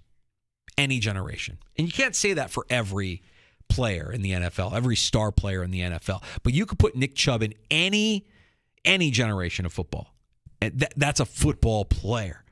And just magnificent. Just really, really special player. So, I'm kind of bummed as a football fan. I don't really have a rooting interest in the Browns. And I'm sorry if you're a Browns fan, you're probably feeling it, double. But just as a football fan, I hate seeing that. Hate seeing that guy go down. It was a contact injury for sure, but it happened on grass. Like the grass didn't, those can happen on grass too. Yeah, injuries can happen anywhere. But I also understand their complaint. I would rather play on grass as well. The injury thing is one thing, and the owners are going to get their way when it's all said and done. It's not. They're going to play on a surface that looks better on TV and is cheaper to maintain. Damn the injuries. It's, for every argument that you make for grass, they'll have an argument for artificial turf. The one that I won't listen to is Roger Goodell saying, well, some players actually prefer playing on artificial turf. No, they don't. Name one. Show me one, you liar. You absolute shill for the owners. There's not a single player that would rather play on turf. Get out of here. So for all these silly dramas for the Buffalo Bills over the past week, I think you have an opportunity to right all of them. Like the Pagula Trotter thing, the thing you hope is that it just kind of fades off, that's not true, and that kind of fades away. But everything else, the idiot that hopped over the fence, all right, prosecute him, goodbye. The Bills won. That is okay. Hey, Fred Jackson's this week's legend of the game, or next week, I should say, against the Dolphins. Can you sit him in the box? Hey, can a corporate sponsor step up? I mean, I don't want a corporate sponsor to show up the Pagulas but you are paying to be a corporate sponsor. Yeah. You could be a hero if you're a corporate sponsor. And I've got a couple in mind that I'm thinking of off the top of my head. That is, you're a corporate sponsor and your name is plastered all over this team. Yeah. You could be a hero. This is just free PR I'm giving you right now. You could be a hero by having that legend in your box. Taking a picture with that legend smiling in your box. Give the legend like an appearance fee. Like they would gladly take a $1,000 check and sit with you in the box or whatever it is. Yeah. Yeah, basically do the opposite of what the Bills have done up to this point, because you have to get the stench of what Takeo Spikes did to you out of the building. You have to move on from that. Honestly, and if you treat Fred Jackson and any other legend of the game coming back, I think we're going to be fine moving forward. The other story, I think we're moving on. Welcome back, Maddie Glatt, back to work today. Oh, good. So good. Yeah, I sympathize with her, and I'm glad she's back to work. And I didn't think, if there was a suspension, fine, but I didn't think that I thought what she did, how she handled it, once she realized what had happened, I thought she handled it as good as anybody could have handled it. She got in front of it right away. Mm-hmm. She didn't duck anything. She went and confronted Diggs face to face. She did everything the right way in terms of damage control. And the suspension comes because you can't undo what you did. You said what you said, and it became a national story. And it's a bad look for the team. It's a bad look for you. Learn your lesson. Assume that the mics are always on. Assume that the cameras are always watching, and move on. And I'm glad she's back. When you come out to Three Heads on October 20th, I believe is going to be our next date. You can be assured you can have a good time, and don't worry, the mics are not going to be on when we're in break. So, you sure about that? We have Pizza Dude on the case. So, you sure about that? Yeah. All right. Well, if you say so, I'm always a little concerned. Always a little concerned that you just once in a while might catch something on a hot mic that Gino and I aren't supposed to say, because it's never happened before, and if it's never happened before, well. Okay, maybe it's happened before. Let's get Sal in here and get a little bit more clarity about this weekend's matchup against the Washington Commanders. We heard Sean McDermott speak earlier today. We heard Josh Allen speak earlier today. I'm of the belief that Washington is going to present a bit of a challenge for the Buffalo Bills, that it's not going to look as easy as it did at home on Sunday against the Raiders. I think they get the win, but I think it's going to be a little uncomfortable. I don't think it's going to be a rout by any stretch. I think over the last few years, I've kind of viewed this stadium in Virginia, which is a shame, as transient. It's like, okay, a lot of visiting fans buying up tickets. Is that going to be the case this week? Or is this a renewed fan base down there that, okay, phew, that's our football team finally? And I'm a buyer in the psychology of momentum. The way they've won their two games against, albeit bad teams, Arizona week 1, Denver last week. The way that they won those games and come from behind fashion, in dramatic fashion, at the end on a 2-point conversion that was a failed 2-point conversion by Denver. That momentum may be enough to carry them to a competitive game against the Bills. Do we have breaking news in the sports bar, Gino? Is that what you're signaling for? Yeah, I am signaling. Ow! It really hit me. I didn't know it was coming back that far. Chicago Bears defensive coordinator Alan Williams has resigned. Okay. Now that that's out there. What was this about? This is what you were hinting about? Yeah, well, I figured that this was going to happen because there are some rumblings about what Williams does in his free time. Let's just say he's not looking at the right kind of tape. And I'll leave it at that. He's breaking down the wrong type of film. Oh no. That's the rumblings that I'm hearing. And that's as vague as I can be. You can kind of put things together and let your mind run wild, but this is what I was talking about last hour. The defensive coordinator, is a problem. So you got Justin Fields launching grenades at the coaching staff, now backpedaling, saying, "Oh, I would never. You're taking my words out of context." No, we're not. We heard what you said. Gino, you just kicking back because the Chiefs are going to win on Sunday? My feet up on the console here for everybody watching online. All right. Well, so much for the 2023 season. I'm sorry, dude. That's just terrible. Well, this guy, if what I'm hearing with these allegations... Oh, if you're hearing it, that's going to come out soon. If that comes out, then this guy deserves more than to be unemployed. Oh. Okay.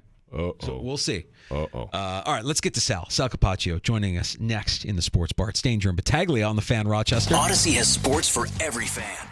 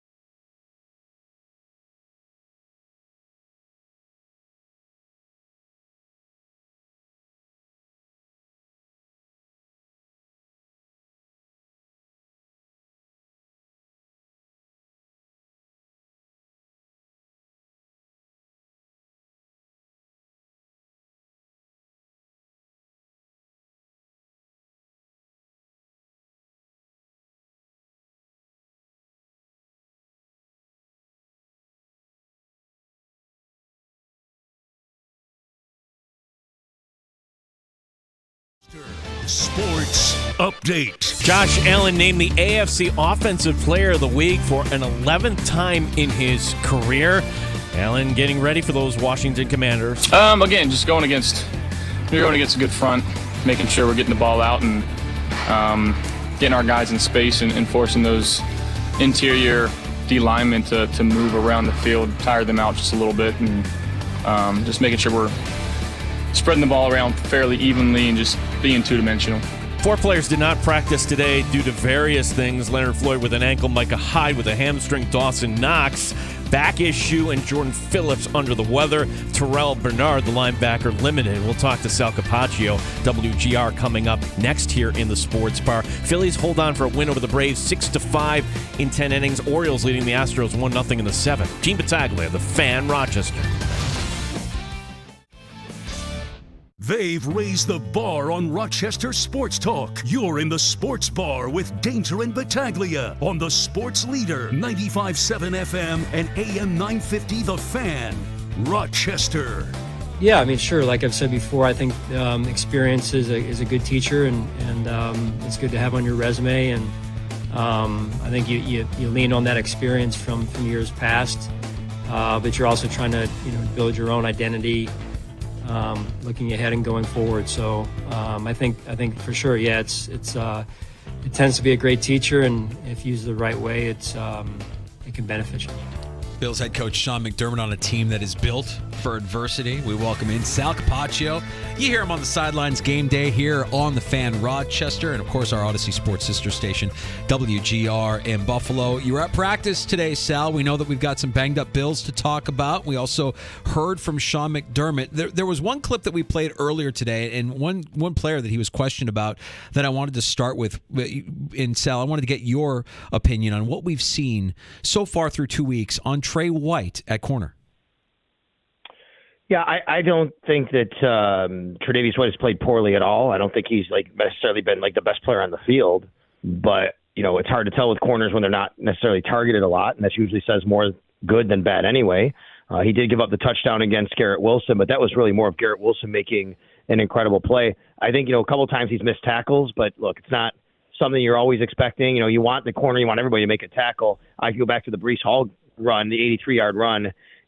Trey missed him in the hole there, but honestly, I think he wasn't even supposed to be there. I think it was a misalignment. He was doing his best to try and get in there. I think he might have got caught up on one of the plays early on in the Raiders' first series as well. Then that being said, though, I think the secondary has played well. It's held up very well over 2 games, and a lot of that has been Tre'Davious White. And I was specifically watching him a few times the first 2 weeks to see if he was traveling with either Garrett Wilson or Devontae Adams, and he did a few times. It wasn't all the time, but certain down and distances, they said, yep, you're on him, as opposed to just playing one side. And I think that speaks loudly about what the team feels about him. Is there any reason or he's not talking to reporters here, Sal? Is that because, I guess we're left to speculate, he's not happy with reporters, or is he just not happy with himself, or is this kind of a new life decision? I think it's noteworthy that, and that's his choice, I certainly, and you can respect that too, but I certainly like hearing from Trey White. Yeah, I definitely don't think he's mad at reporters for anything. I don't know why. No, there should be no speculation on that as far as I'm concerned. He just doesn't talk. He doesn't talk a lot. He chooses not to. I've spoken with him a few times, just kind of in the locker room, hello, but he won't. He chooses not to talk on the record.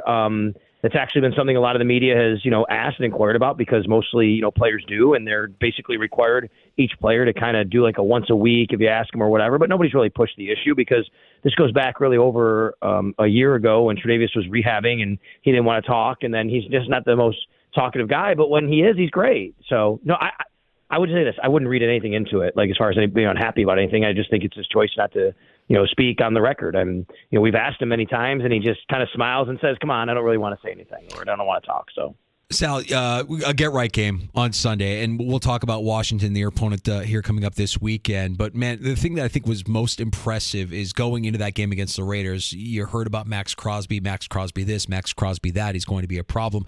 He was erased. Talk a little bit about the game that Spencer Brown had on Sunday. It was amazing. It was really a great game plan from offensive coordinator Ken Dorsey and offensive line coach Aaron Cromer. The job they did on Max Crosby, and using a lot of his his own strengths against him, which is where he lines up, how he likes to do different moves. The Bills basically kind of played into that and said, if he's going to do this, we're going to let him, but we're going to be here for him, and we're going to do this to them. And, for example, he likes to line up in that wide 9, and that's really far out. So, the Bills kind of used that inside lane a little bit, but also what they did was they would use Dawson Knox to go out and kind of chip on him, and then he'd release him, and then Crosby would come in, and then there's Spencer Brown to take care of him. They would chip, they would double team, but Spencer Brown did a great job, and Spencer Brown actually credited Kingsley Jonathan with giving him an incredible week of practice as a scout team guy pretending to be Max Crosby. And I spoke today with Kingsley about that. I said, what goes into doing that? And are you mimicking the guy? And he actually said that he studied a lot of film on him, and he was at the Pass Rush Summit with him, and he watched him a lot. And you actually do have to try and do the things that he's going to do to give the guy a look. And, for him to give that kind of a look to Spencer Brown said it was one of the best scout team looks he's ever had. So credit Kingsley Jonathan for that.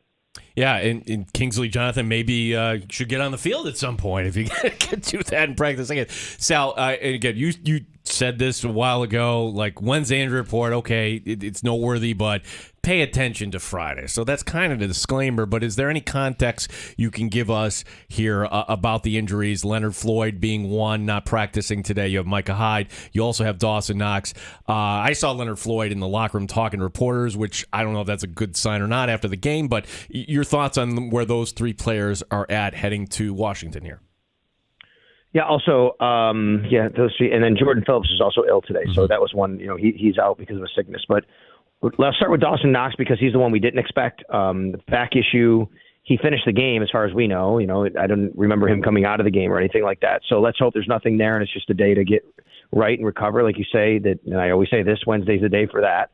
Thursday's much more important, and then Friday's the most important as far as noting the injury report and what's happening. I would say if you're not practicing by Thursday, then it's not trending in the right direction for anybody. But tomorrow's the more important day. As far as Leonard Floyd, he came off the field obviously in pain.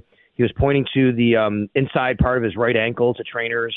They taped him up. He stayed on the sidelines. He never went to the locker room. He didn't leave the field, but he never went back into the game. And then he was limping noticeably after the game. But he did talk to reporters, and he was asked by our buddy Josh Reed, how concerned are you about the ankle? And he said, I'm not concerned. I'll play next week. So we'll see. He says he's going to play, but that's not really up to him. That's up to the training staff. A lot of times these guys, they want to play, and you do put them on the field, but they're never quite 100%. I remember Gabe Davis last year, thinking back, and I wonder if Gabe had been shut down for a couple of weeks, if he would have been over that injury, but it really lingered all year. So these are things they have to balance and think about. And you talk about Kingsley Jonathan getting on the field. This would be the way. If Leonard Floyd's not going to be available for any capacity, then you would go with Kingsley Jonathan. He'd be the next guy up. He is on the roster, but he's been inactive for 2 weeks, so we'll see. And then as far as Micah Hyde, he injured his hamstring late in the game. Same thing, came off, didn't really go out for any reps. Remember, it was a blowout at that point. They didn't need him. He actually went to the podium and spoke to reporters, and generally that's a sign that it's not too serious, but he didn't practice today. So we'll see where it goes. And then Terrell Bernard was limited. So again, something that at least he was out there in some capacity. Sal, talking about guys who haven't been able to get on the field yet, and I'm sure you're getting tired of talking about Kaiir Elam, but I know a lot of Bills fans are wondering, like, hey, come on, he's a first-round pick. Why can't he get a jersey on Sunday? What's your best explanation for that? Well, whatever he's not doing in practice and the system and technique or whatever has got to be leading to this. And I don't know that answer because, we can't be in that. We're not out there all the time and watching everything that they're supposed to be doing, not doing. We can watch stretching an individual. And even then, if we were watching practice, I wouldn't be able to tell you exactly what he's being learned that's translating or not translating out to the field. But obviously there's some disconnect there. I don't know what it is. He came into this league as known to be more of a man-to-man press corner. The Bills don't really run that. They run a zone defense, a heavy zone defense. Christian Benford comes into this league running that zone. He already had a leg up. He had an advantage on Kaiir Elam. When he was at Villanova, that's the system they ran. And then Christian Benford wound up starting, and it wasn't too surprising considering those two things. But, even as the season went on and Kaiir couldn't get on the field that much, then you're starting to wonder, okay, what's going on here? And then when he did, he played well. I thought he had a pretty good camp in preseason, not great, but pretty good. And again, he can't get on the field. He's been inactive. So I don't know the answer specifically to what it is. At this point, though, clearly Christian Benford and Dane Jackson, aside from obviously Tre'Davious White, are all ahead of him. He's the fourth boundary corner on this team. And the way Christian Benford is playing, I don't see Dane Jackson seeing the field much anytime soon. So Kyrie Elam is pretty buried right now, and it's going to take an injury for him to basically be active, and then for him to actually get on the field.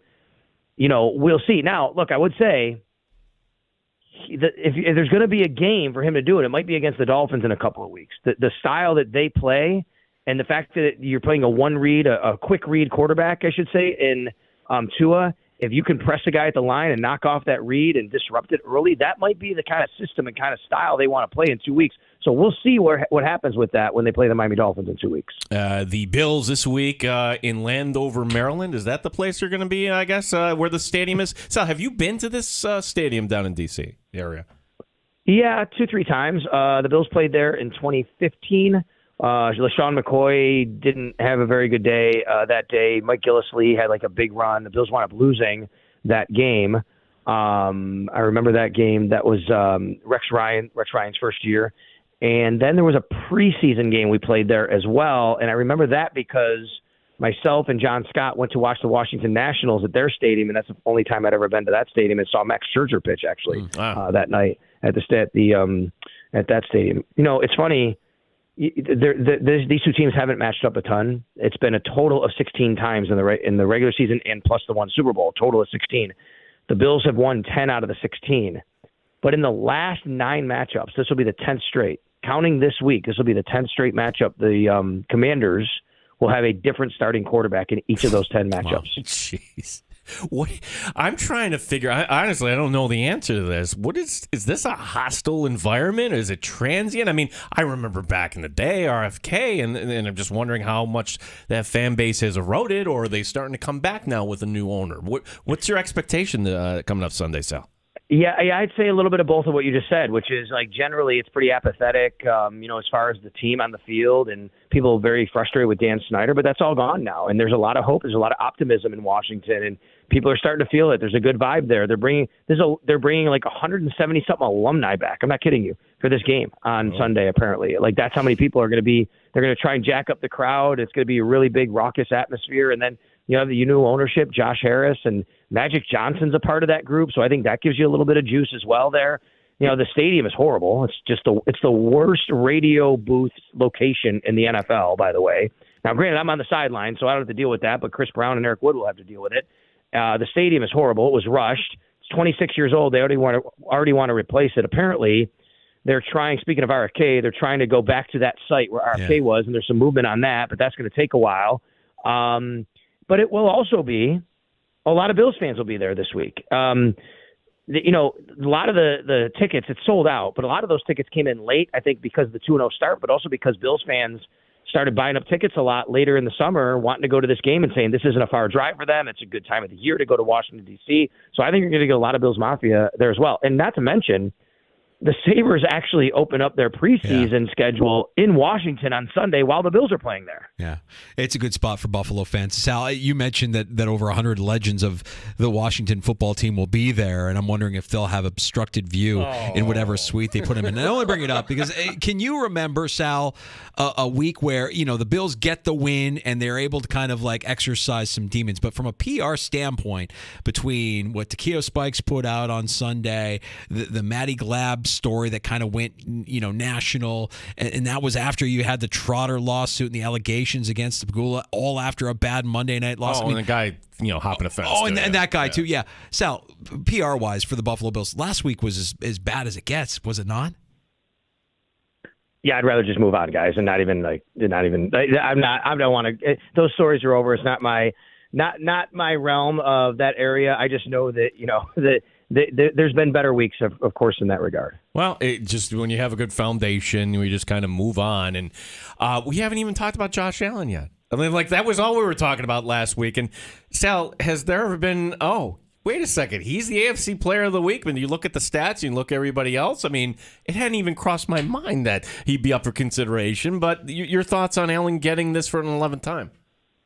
I tell you, I looked at the stats, I looked at the numbers last week, and I said to myself, I wonder if Josh Allen could win Offensive Player of the Week, even though he didn't throw. Because if you look around, he still threw like the second or third most yards in the AFC. I think Mahomes was a little more, but he didn't have a great day. He was over 300 yards. And it just goes to show you, and I asked Josh this, does it show you that you don't have to put up wow numbers to be able to do that. It reinforces that how great of a game you can have. And he said, yeah, he just wants to win games. And he was even a little surprised and taken aback by all of that. So, yeah, it was really interesting. And 11 is passes Jim Kelly for that. So I think that's really cool. Sal, with Washington, what do you think has the Bills most concerned? Is it the defensive line? Is it the weapons they have at wide receiver? Is it the unknown of Sam Howell? What do you think they're doing here in terms of game planning for this opponent? Well, I think it's basically starts with stopping the run, no doubt. I mean, that's what the Bills' foundation is. That's what they did last week with Josh Jacobs, and then say, hey, can Garoppolo beat us? And, he can't. And I think they're going to challenge Sam Howell to beat him, try to get to him. He holds on to the ball a little bit longer. He's not Garoppolo getting rid of it quick. Tua next week, he's going to get rid of it real quick. This is a guy that's going to hold on to it a little bit longer. That can be sometimes to his downfall. But, man, sometimes he's looked really good. He's looked the part over the first 2 weeks, guys. And, he's got some really excellent wide receivers. So, I think that that's what it always starts with, is stopping the run, because if they can get Brian Robinson and or Antonio Gibson going, it can be a long day, because then they have a lot more options of what they can do. But to me, that's where it's got to be. And the Buffalo Bills defensive line has been very good so far. So I think that's how they're going to want to play it. Sal Capaccio will be on the sidelines. You can hear it 9 a.m. for the pregame coverage. Saw that social media post you had, Sal. What is the best drummer's solo in the history of rock? Is it In the Air Tonight? Is that something you could play? Is it something else? In the Air Tonight is not really a drum solo. I think it's just a little fill, right? I mean, of course, anybody who plays the drums can basically play that. It's not, I don't think it's but if you think about solos, like actual drum solos, go check out Neil Peart, YYZ. Sure. Rush. Go check that out. That's a drum solo. Yeah. Are you working on that one, Sal? We're going to see that one anytime soon on your feed? I mean, I can air drum that. That's about it. I think people would pay for that. I think people would want to see that, Sal. Listen, we appreciate you giving us the time that you give us here. And I don't know that we'll have the chance to talk before Miami or not, but just quickly, Sal, we're allowed to look ahead. The team won't look ahead. But when you look ahead to the next home game for the Bills here a week from Sunday against Miami, boy, after watching them Sunday night in New England, the speed that was there last season, that's there again this season, it just felt accentuated again this season. And I feel like that might be a big issue for the Bills defense come a week from Sunday. Do you see the same thing? I'm sorry. What was the question again about the Bills? Which side of the ball? I'm sorry. About the Dolphins' speed versus the Bills' defense. Yeah. Look, I mean, I do think that that's going to be a challenge for them. Obviously, there's been questions about, is the Bills' secondary, are they slower, losing a step? You have 30-something-year-old safeties, and I get it, but the scheme is still the scheme, and the scheme generally keeps them in good position. So for sure, I mean, that's going to be a big test for them. So yeah, that'll be interesting to see how they game plan for that. But obviously, one game at a time, as you say. We don't have to adhere to that, but the Bills have to get through this one if they want to even have a chance to take over Miami for the division, because right now they're in a spot where if they lose a game here and Miami wins, they're going to be in a tough spot again, going against the Dolphins, and almost a must-win if they want to win the division. 9 a.m. Is that the time you are on coming up? We can check you out Sunday, Sal. Yeah, 9 a.m. on the pregame show, usually when I get to the stadium with Jeremy and Nate, and then I'm back on the roundtable at 11 a.m. Awesome. We'll look forward to hearing it, Sal. Appreciate the time, as always. Safe travels. All right, you got it, guys. Thanks. Sal Capaccio. You can hear him on the sidelines of the Buffalo Bills radio network. He'll have the call with kickoff just after 1 o'clock here on the Fan Rochester, and, of course, from our Odyssey Sports sister station, WGR in Buffalo. He also hosts a great podcast for you to check out with Matt Beauvais called It's Always Game Day in Buffalo. That's detailed coverage from inside the Bills huddle. You can get all the latest moves and storylines on and off the field. It's Always Game Day in Buffalo with Sal Capaccio and Matt Beauvais on the Odyssey app or wherever you get your podcasts. This is one of those stories where you got to be very careful. This breaking news here. The breaking news sounder, now that there's this allegation online, I'm not going to play it because this is serious. We don't want to be ha-ha. But Alan Williams, Bears defensive coordinator, resigning. There had been a report that the Bears say is not true that Hallis Hall was raided today. So the police were not at Hallis Hall today. So this report that's out there. However, why did Alan Williams actually resign? He says it's to focus on his family and his health. While that may be true, what is the real story here? So this is a story that if you're going to read online tonight, again, we're going to be careful. Yeah, you'll find all kinds of allegations online and a lot of different people reporting a lot of different things. The reality is, if the NFL doesn't want you to know why he's stepping down, then you'll never truly know why he's stepping down. But I imagine that if enough people are saying it, that there's some truth to it. Well, if just talking in general, if there's a charge, or something like that. Correct. Yeah, that's, that has nothing to do with the NFL. But the statement is stepping down to focus on my family and my health. Do we know of any health issues? Documented health issues? No. Okay. Yeah. So that's suddenly the cherry on top of your day in Chicago. Suddenly Justin Fields talking about blaming coaching. I'm not in front of a microphone. It's coaching. That's why I'm playing robotic. Yeah. Doesn't seem so important now. Yeah, that's quaint compared to what is being alleged here. If you do a little digging of the now former defensive coordinator of the Chicago Bears, just gross all around. All right, we've got happy hour coming up in a few. And a couple of notes from around the NFL that we can dig into here. I mean, you mentioned it with Sal. Josh Allen getting his 11th AFC Offensive Player of the Week award today. Yeah, so that breaks the tie with Jim Kelly for most times a Buffalo Bill has won the award. Now, in fairness, honestly, I don't know when they started this award. I'm just wondering, like, if a certain running back from the 1970s, like, if they had this award, how many times he would have won said award. You're talking about your Uncle Juice, aren't you? No, You're giving me an excuse. Come on. You're giving me an excuse to play. Got it, Juice. God. When Chris and I broke up, the Juice was there for me every night. It's like he's not really the Juice anymore. We gotta get you dressed, Juice. Juice, a will? Juice. Come on, Juice. Juice, it's AC. Juice! AC's here! Juice, I heard Juice. It's on every channel. You know I feel the same, Juice. You're gonna tell them yourself, Juice. Juice, your whole family's here, Juice. She's on the house phone waiting to talk to you, Juice. Juice. Okay, Juice? Okay, Juice, we're good to go. You're home, Juice. You know Uncle Juice, and your Uncle Juice is a good man. He's never gonna stop being the Juice. It could explain a lot, Juice. Just hear him out, Juice. He's right, Juice. Listen, Juice. Hey, Juice, this is your life. Juice, please, Juice. Juice, we need an answer. They began the award in 1978, Mike Danger, which means that the Juice could not have won for the Buffalo Don't Bills. give me a reason to play every instance of David Schwimmer saying the word juice as Robert Kardashian in The People versus O.J. Simpson, because I'll take that ball and I'll take it to the hole. Who was the first Buffalo Bill to win the award? Any guesses? Anybody who's a wide receiver? Danger, you'll never get this one. No. Jerry Butler, wide receiver. Okay. Aside from that, the other big NFL story from today would be the re-signing of Kareem Hunt, the free agent. Let his contract expire in Cleveland. Turns out, we might need you after all, to the tune of 1 year, $4 million. Yeah, and for everybody that spent free agent money in their fantasy league or won Ford in their sweepstakes, I don't think this actually changes anything. You can't expect the guy coming off the street, even though he's somewhat familiar with this offense, to step in there and take touches right away. I would still take Ford.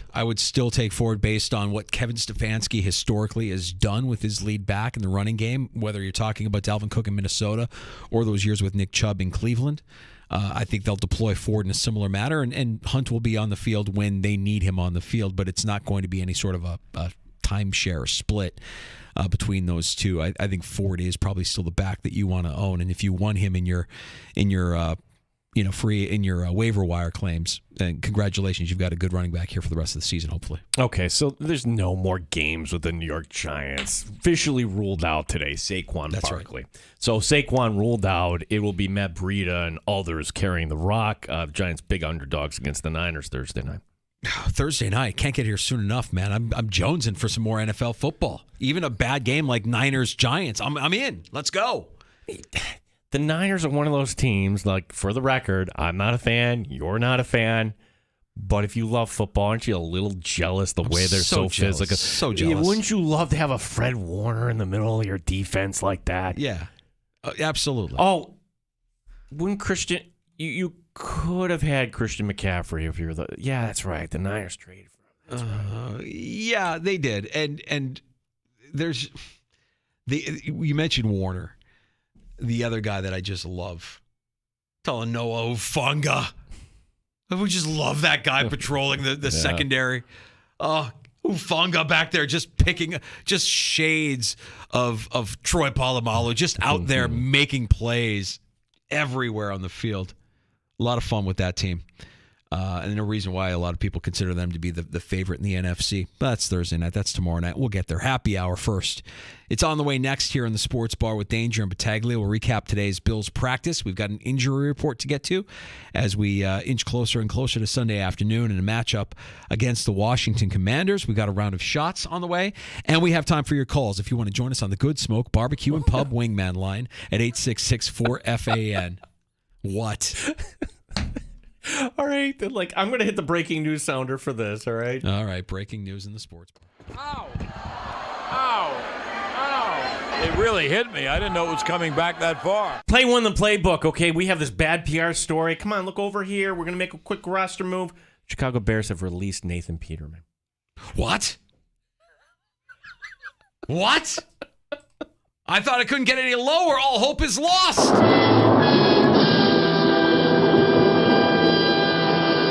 Well, maybe it's Nathan Peterman. When he said coaching, maybe it was Nathan Peterman. Maybe it was Peterman that Fields was referring to. He doesn't even know he's a backup quarterback. He was just saying thought he was a coach. That's the guy that's taking the fall for Luke Getsy. It's Nathan Peterman. Now it all makes sense. This is a dark day, man. Oh my gosh. Dark day for me to be a Bears fan. This is bad. Just bad all around. I'm literally going to need some shots here in a little bit. We'll get to the shots. We'll get to happy hour. We'll get to your calls. More on the way in the Sports Bar. Danger and Battaglia on the Fan. Odyssey has sports for every fan. Keep up with your favorite teams from across the country.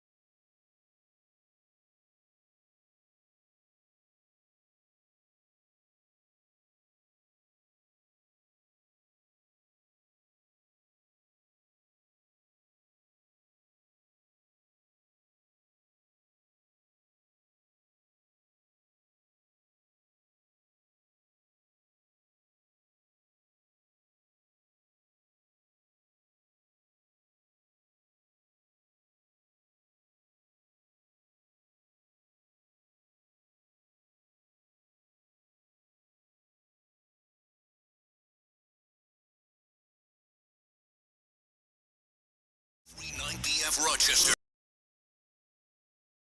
FM and AM 950. The Fan, Rochester. Always live on the free Odyssey app. The Fan, Rochester. Sports Update. For the 11th time in his career, Josh Allen, the AFC Offensive Player of the Week, he views it as a team award.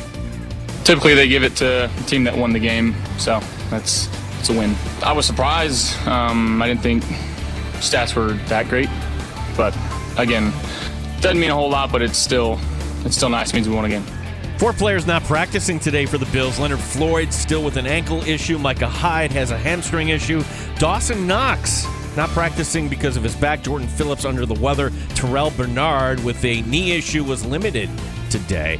We will have the Bills and Commanders coming up 9 a.m. the pregame coverage here on the Fan Rochester this Sunday. From the Major League scoreboard, the Phillies holding off the Braves today 6-5 in 10 innings. Red Wings tonight playing in Indianapolis. Gene Battaglia, the sports leader. The Fan Rochester.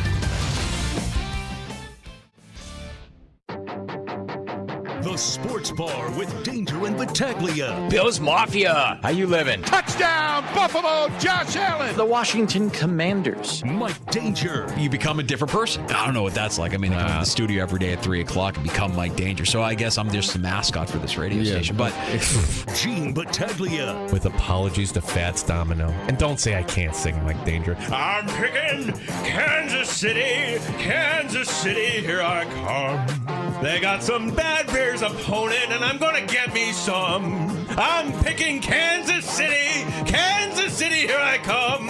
Thank you, Mike Danger, and every other Bears fan. Don't do that. The Cleveland Browns are officially bringing back running back Kareem Hunt after Nick Chubb's season-ending knee injury Monday night. Buy or sell the third wild card has taken drama away from the final weeks of the MLB regular season. He does not deserve a death threat over a game. 2-game sweeps in the WNBA playoffs for the Liberty and for the Wings. But it is start of training camp. Go Sabres. 95.7 FM and AM 950 The Fan, Rochester. it's happy hour in the sports bar.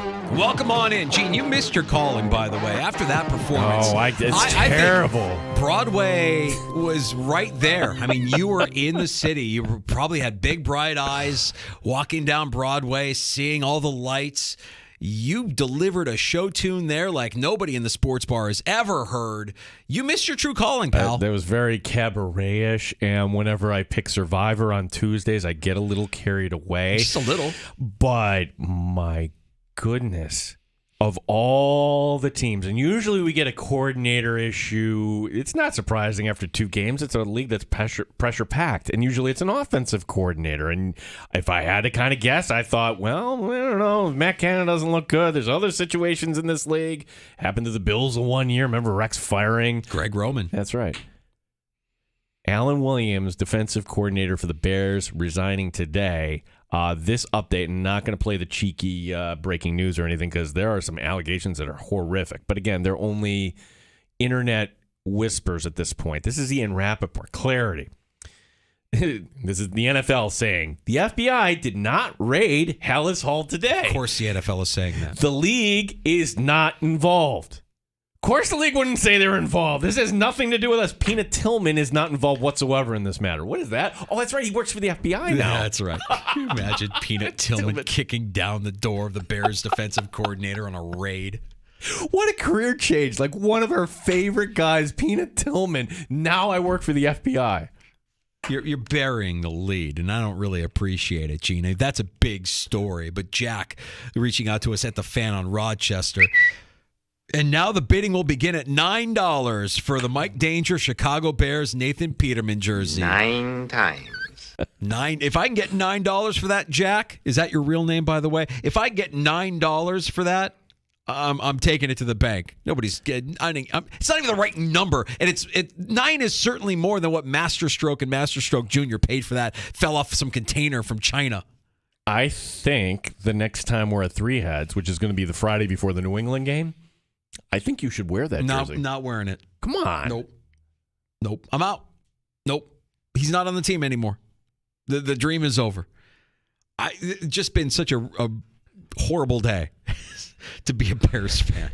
And I thought that the defensive coordinator stepping down was the cherry on top, and then you had to pile on and say Nathan Peterman has been released. Oh, now what do I have to look forward to? I can't even hate watch this team anymore. I could at least hate watch it if Peterman gets a shot after Justin Fields gets killed behind that offensive line.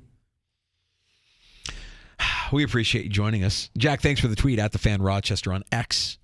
95.7 FM, AM 950 locally here. We're on your smart device. You can ask it to play 95.7 The Fan. We sound our best in the free-to-download Odyssey app. Search out the Sports Bar. Wherever you get your shows, you'll find all of our guest appearances, all of our shows listed for you right there. And of course, Gene, just kind of warming up the chops for the real performance, which is when we get to 1,000 subscribers / followers at The Fan Rochester on YouTube and Twitch. Well, then we'll be performing Benny Mardones Into the Night on stage.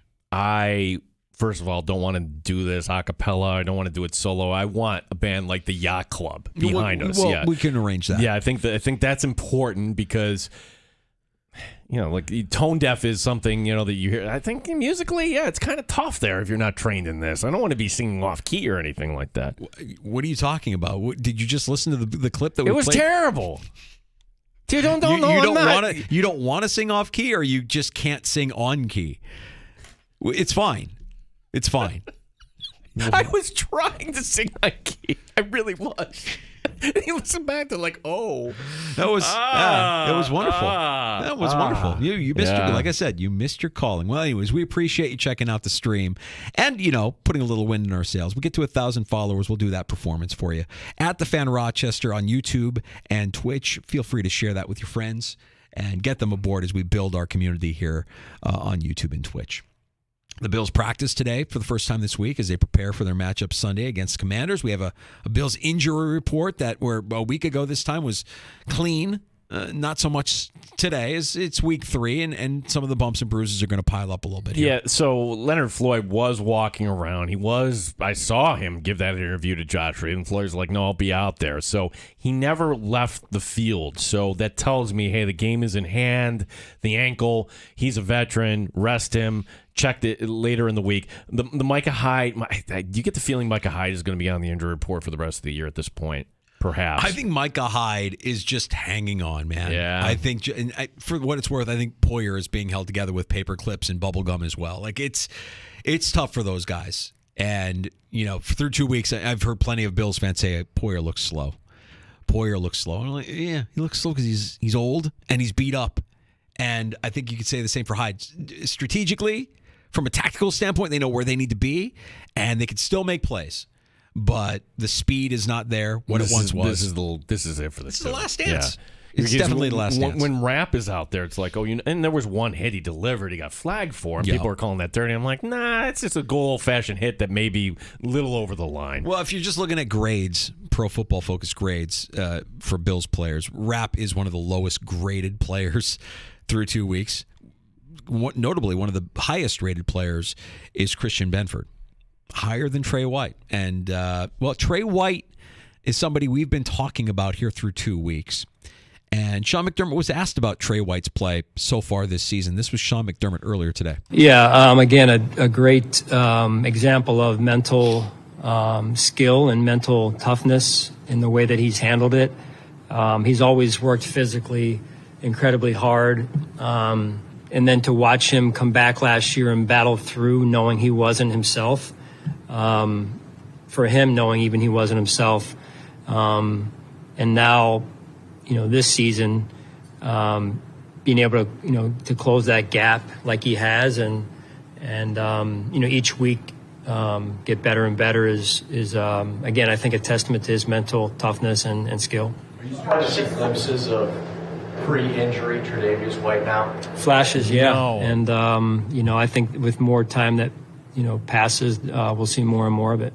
Okay, Danger, which one is it? Or is it a combination of both? That is Sean McDermott on 3 hours sleep because he's really picking his words, or he's smart enough to know that if he says something negative or anything less than positive, he's choosing his words carefully about that. But I think at the end, that's the tell there. He's still got a ways to go. Glimpses. He says, I'm seeing glimpses from time to time. Hey, look, we asked Sal about it last hour, and he said, I don't think Trey White's been bad. I don't think he's been the worst player on the field. Sal's opinion aside, your coach is telling you everything you need to hear right there. I mean, Sean McDermott himself is saying we're seeing glimpses of pre-injury Trey White. He's not back. He's closing the gap. His words, not ours. His words, Sean McDermott's words. So can Trey White get back to the level of play that we saw before his injury? That's the question. I haven't seen it yet. Hasn't, I'll agree with Sal. He hasn't been the worst player on the field, but he hasn't looked like Trey White either. No. You have to just kind of envision, what if he did get back and you have Benford and then you have two corners like that? That's a luxury. Yeah. Not every team has that. Well, right now the Bills have one through 2 weeks in Benford, and White has been that guy. I go back to his rookie season.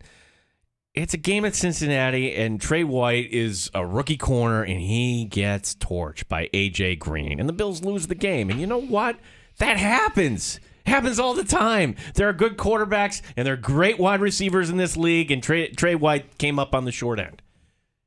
And he was so down on himself the following week, talking about it, and just so, to the point where it's like, okay, you're so down on yourself. Is this actually kind of healthy? Now, the kicker of the story was next week, he has the big interception against the Buccaneers, and they win the game at home, and great kind of thing. But Tre'Davious White, is a player that I believe takes things way too much to heart. You all know that friend, right? The one that's just like, you say something to him that sends him sideways. That's not a good attribute to have at the corner position. And the fact that Tre'Davious White, and I asked Sal about this, he's like, nah, we kind of respect it. I get that. Tre'Davious White, let's kind of point this out. He's violating NFL policy here by not talking to reporters. We have a Marshawn Lynch now. He hasn't talked here since last year. Why is that? And I asked Sal, is there a beef? No, there's no beef here. It's because he's so down on himself. And that, again, not a good trait for a quarterback. I think a play or two maybe flips a switch and there's a confidence that comes back to his game. It just feels like it isn't there right now. And look, the touchdown pass week one was a phenomenal play in the end zone by Garrett Wilson. Garrett Wilson. Thank you, Gene. Garrett Wilson made what might be, when it's all said and done, the catch of the year. I try to forget that game too. But thank you. So that's not on Trey White, but there have been moments, and this stems back to last year, where you see Trey White kind of shying away from some physicality, not necessarily being where he needs to be. Well, it's small, it's subtle.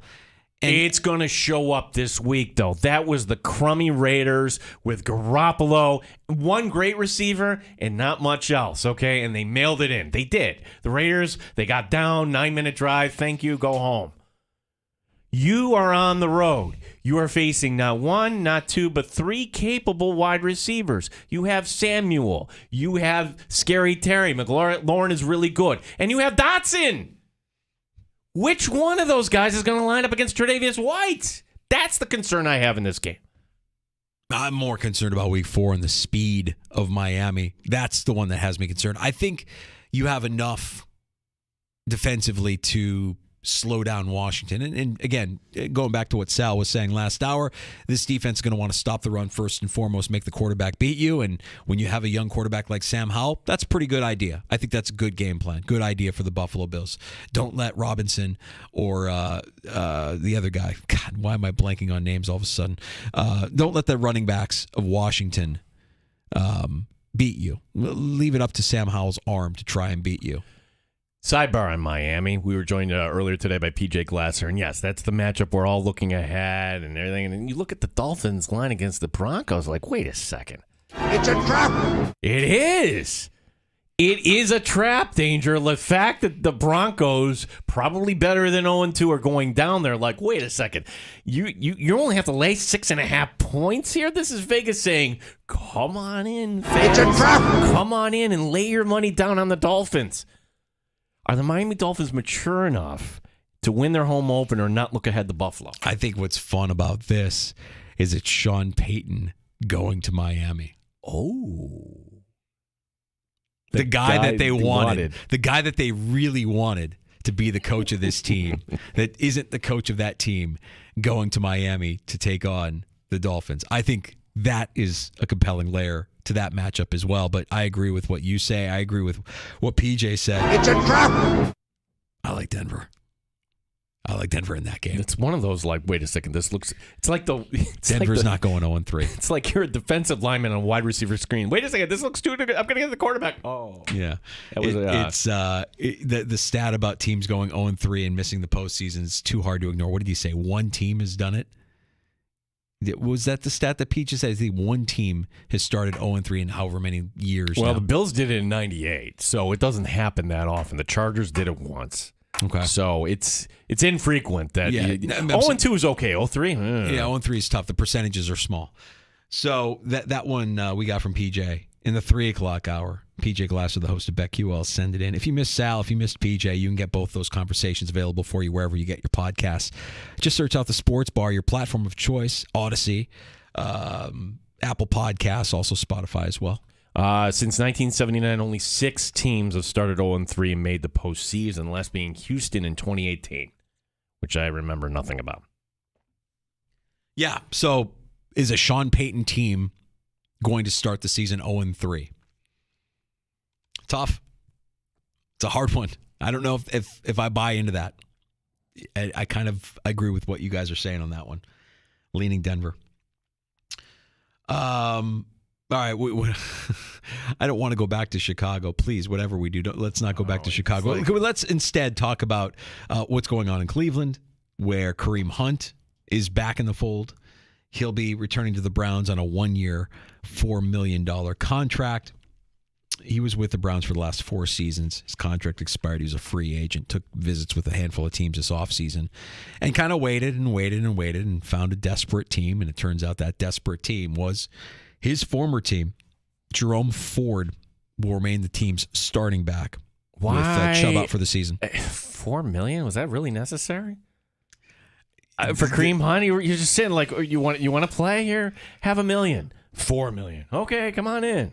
Maybe there's some value to a guy who knows the offense. Maybe there's some value to a guy who knows the locker room. More so than some guy off the street that you're just bringing in for depth. But Kareem Hunt gets back on a team, and we'll see how much of a contributing factor he is for the Browns moving forward. Their schedule gets a little rough here as well, as we were discussing with PJ earlier. And then we mentioned Josh Allen, who also picked up his 11th AFC Offensive Player of the Week award. McDermott McLies, Gino. Yeah. We had Sean McDermott earlier today before practice speaking to the media, and he gave us a good amount of time talking about his former boss. Oh, Ron Rivera. That's right. Ron Rivera, head coach, Carolina. McDermott was the DC. They go to the Super Bowl. They lose. It's a minute 25 of Sean McDermott on coaching against his former boss. Play along, everybody. Count the lies here. McDermott McLies. Yeah, I mean, Ron, I think he just won his 100th game, right, as a head coach. I mean, that's a heck of an accomplishment in and of itself, let alone with everything that's been going on. And I don't even, pretend to know everything that's been going on. But he's a great leader and a great head coach, and all the accolades he's received. I think he's got Coach of the Year twice, I believe. I know he's been up for at least twice or a finalist. So he's well deserving of all the attention he gets. Are there aspects of that have influenced you? I'm sorry? Are there aspects of that have influenced you? Yeah. I mean, you learn from those around you. You try and take the best that you see from those around you, and I've learned a lot by being around Coach, and whether it be in Philadelphia for those years working under Andy Reid, both of us, or in Carolina when I was working under Coach Rivera. I think when you first start, when you kind of go off and you first start, it's something different that week. But once you've been around it a little bit, and now with as many people, kind of that branch that are out there. There's quite a few of us out there in the league now that have been out there for a number of years. So It's a little bit more of respect, number one, but also, hey, we both have a job to do. Did we get to 7? You got the 7. Yeah, All right. Yeah, we're good. McDermott McLeish just pouring it on thick. That's it. You can also tweet us. I guess we can't say tweet. X us. Post us. I don't know. Send us a message. When he starts charging all of us, we're all going to Threads, right? Correct. Right. The fan Rochester, our handle, Mike writing, it's always been strange to me that Trey has never been a captain. He was the face of the rebuild, and now he's been a bit of an afterthought on this roster. Mike, that checks out. I had to double check that. Trey White has never been a captain on this Bills team. Which I get it from the standpoint you had 2 leaders in there when he got there in the secondary, and that's probably the real reason. Poyer and Hyde kind of command that defense and get everybody where they need to be. I mean, if you need leadership on that defense, I think it starts with those 2 guys. It is a little surprising, though. I mean, you could argue that his first couple of years in the league, he was the best player on the defensive side of the ball. He was an all-pro. Yeah. He was an all-pro. He was the best corner in the game. You could make the argument. There he was. First team. Mm-hmm. Well, worth paying attention to through the course of the season here. And maybe it doesn't show up on Sunday. Maybe Sunday he has the kind of game that makes us forget, what he's looked like since coming back from that ACL. It's a tough thing, man. It's a tough thing. And as you get older, it only gets harder. He just doesn't quite look like he looked prior to that injury. And that happens a lot to players, obviously. The mental part of it is one thing, and Sean McDermott talked about it a little bit, talking about his mental toughness to come back from that and to continue to work to try and be what he was. But that's probably the most frustrating part of it is you want to be what you were before, and your body just won't let you do it. And it doesn't have to be an injury, by the way, at that position. It can just be age. And every corner has a life cycle. You can bank on the life cycle of a corner.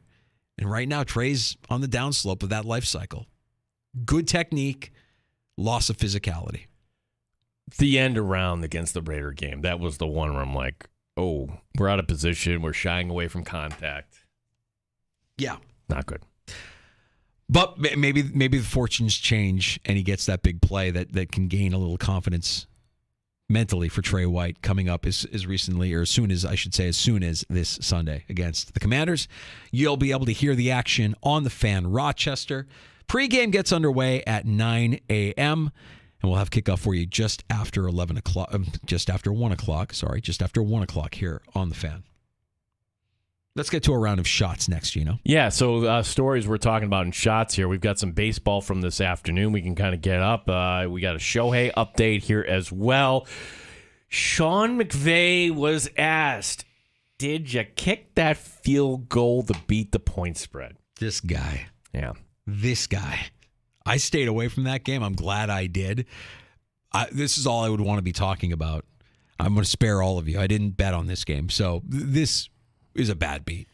And I'm sorry to do this to you, but if I had to say which reality TV show star, I put that in finger quotes, has forced her way back into shots in the sports bar. We haven't mentioned the name Kristen Cavallari. Is that how we say her name? Oh, Kristen Cavallari. Yeah. From Very Cavallari. Canceled or no longer there, but she's doing a podcast and she had some interesting things to say. Oh, I can't wait to hear what she had to say about a guy who doesn't care what she has to say. Believe me when I tell you, he does not care what she had to say.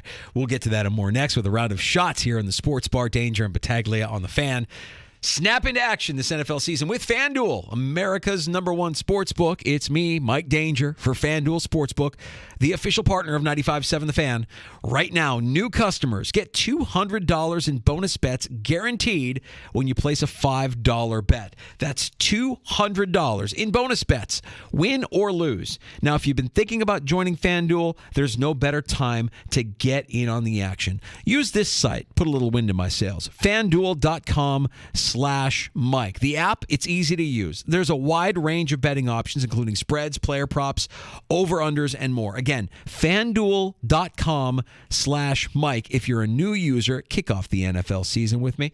FanDuel, official partner of the NFL. 21 plus and physically present in New York. First online real money wager only. $10 first deposit required. Bonus issued is non-withdrawable bonus bets that expire 7 days after receipt. Restrictions apply. See terms at sportsbook.fanduel.com. For help with a gambling problem, call 1-877-8-HOPE-NY or text HOPE-NY 467-369. Odyssey has sports for every fan. Keep up with your favorite teams from across the country.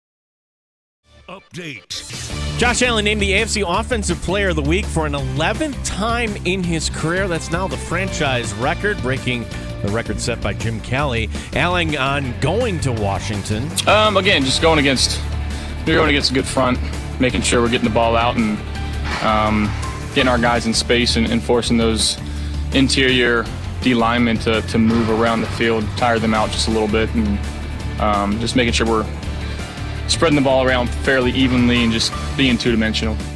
Practicing because of injury today, Leonard Floyd. Not practicing, Leonard Floyd, Micah Hyde, Dawson Knox. Jordan Phillips was under the weather. Terrell Bernard limited today. Bills and Commanders will have the call for you Sunday, beginning at 1 o'clock, 9 a.m. the pregame. Bears defensive coordinator Alan Williams has resigned, saying he needs to focus on his family and his health.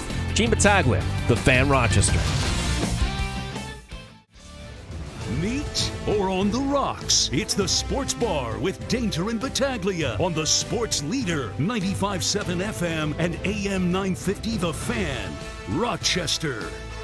Right. I think two things that come to mind are unselfish. That's a great character trait of good teams, but also people. And I think that just to me is an expression of unselfish approach, yet not settling on what their current role might be and trying to push forward into earning playing time or, getting themselves elevated off of the practice squad, which is a good thing. Bills head coach Sean McDermott unselfishly, this host, turns it over to that host for shots. Why, thank you, Mike Danger. It's a good trait. It's a character trait. Yes. Shohei Ohtani got his elbow surgery, but here's the good news. Might not be as bad as feared. Dr. Neil Elatatre, he's become like the new brand name here when it comes to this stuff, said the procedure was to reinforce the healthy ligament in place, which suggests that wasn't Tommy John. What are you worried about? I'm not buying any of this. I'm not. You think that this is the doctor getting paid off to say it wasn't Tommy John? I'm just saying Tommy John, any surgery is anytime you're under the knife, it's not good. Well, the recovery time for this would be less, but still he's not going to pitch this upcoming season. Right. And I would think that if you're a team like this quote from this doctor probably adds a couple $1 million per year to Shohei's overall contract with his next team. He also is the team doctor for the Angels. So Ooh. Yeah. Don't think I would be trusting that. I mean, there's quacks. There's the guy who stabbed Tyrod Taylor. That's the worst of team doctors. Yeah. This guy is he does a lot of these dangers. So to give you an idea, though, like when would we get news on Ohtani? It's like we're skipping past the World Series here. We're getting right to Ohtani. Well, the rule is 5 days following the conclusion of World Series. That's when ML free agency begins. But usually the culture here, it goes a lot longer. To give you an idea, Aaron Judge last year re-signed with the Yankees. It was December 7th. Who is this doctor again? Hi, everybody. Hi, Dr. Nick. No, it's Dr. Neil, not Dr. Oh, I thought you said it was Dr. Nick. I said Dr. Neil, not Dr. Nick. Angels team doctor, right? Hi, everybody. Hi, Dr. Nick. No, that's the Dolphins team doctor. Oh, him too. Yeah. That guy. No, really. Shohei didn't have Tommy John surgery. That's not what it was. We just kind of went in there and just, poked around a little bit. Hi, everybody. Hi, Dr. Nick. Okay. Underrated Simpson character, Dr. Very much so. Baseball, your latest up-to-date wildcard standings with the Rangers winning big over Boston today, 15-5. Right now, the Rangers have a half-game lead in the final wild card over Seattle. However, Seattle, they're up on Oakland right now, 6-3 atop of 7. Assuming that goes final, Texas and Seattle remain tied. Blue Jays a half game up in the second wild card. They need to win tonight. They're going to send Kevin Gausman to the mound as they're down in the Bronx. The Orioles maintaining a 2-game lead in the AL East. Well, they fell actually today to Houston, 2-1 the final there. Philadelphia, they're going to be in the postseason. Philly's going to win today over the Braves in 10 innings. Arizona has a half-game lead over the Cubs, or the second wild card. The Cubs ahead of Miami. So right now, to kind of review, if it ended today, it would be Tampa Bay, Toronto, and Texas as your wild cards. Philadelphia, Arizona, and your Cubbies, Danger, in the National League. Did I hear somebody debating that this was bad for baseball today?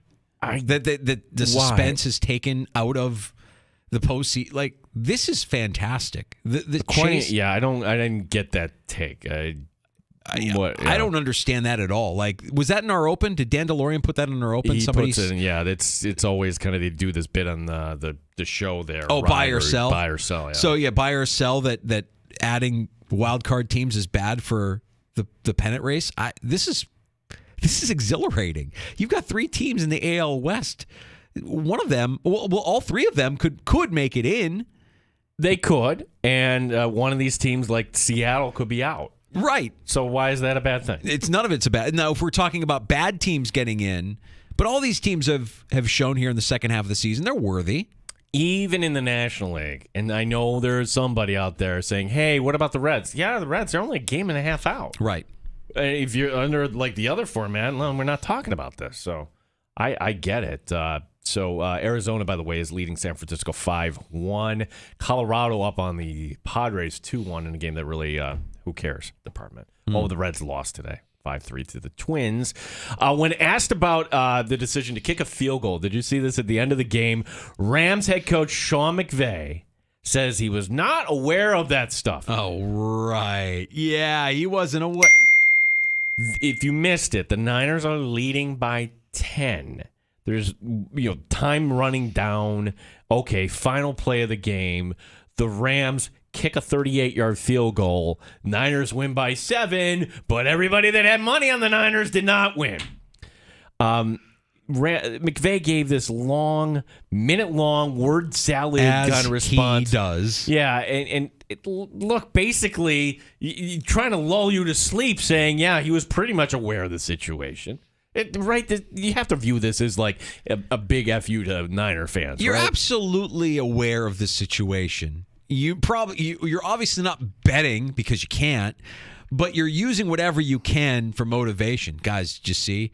They think they're a whole touchdown better than us. Can you believe that? I mean, like, really, he knew what he was doing. I'm not saying that the NFL is rigged. I will never say that the NFL is rigged.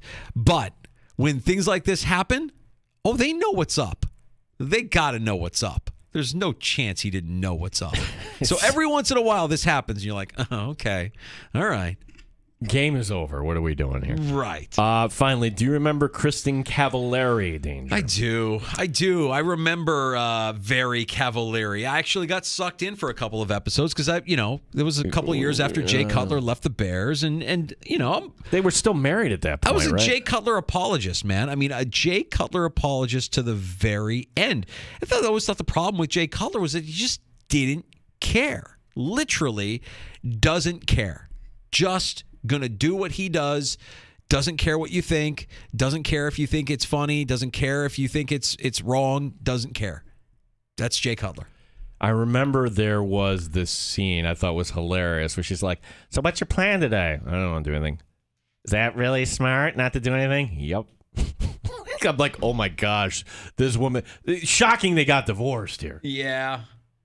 I was looking for a Very Cavallari clip, and just by typing in CAV, I've got like the entire Italian carousel library in front of me. I really don't know what I'm looking at here. There's got to be. Oh, here we go. I found it. This is the clip I think you're referring to. So have you thought about when you do get bored what you're going to do? Yeah, no.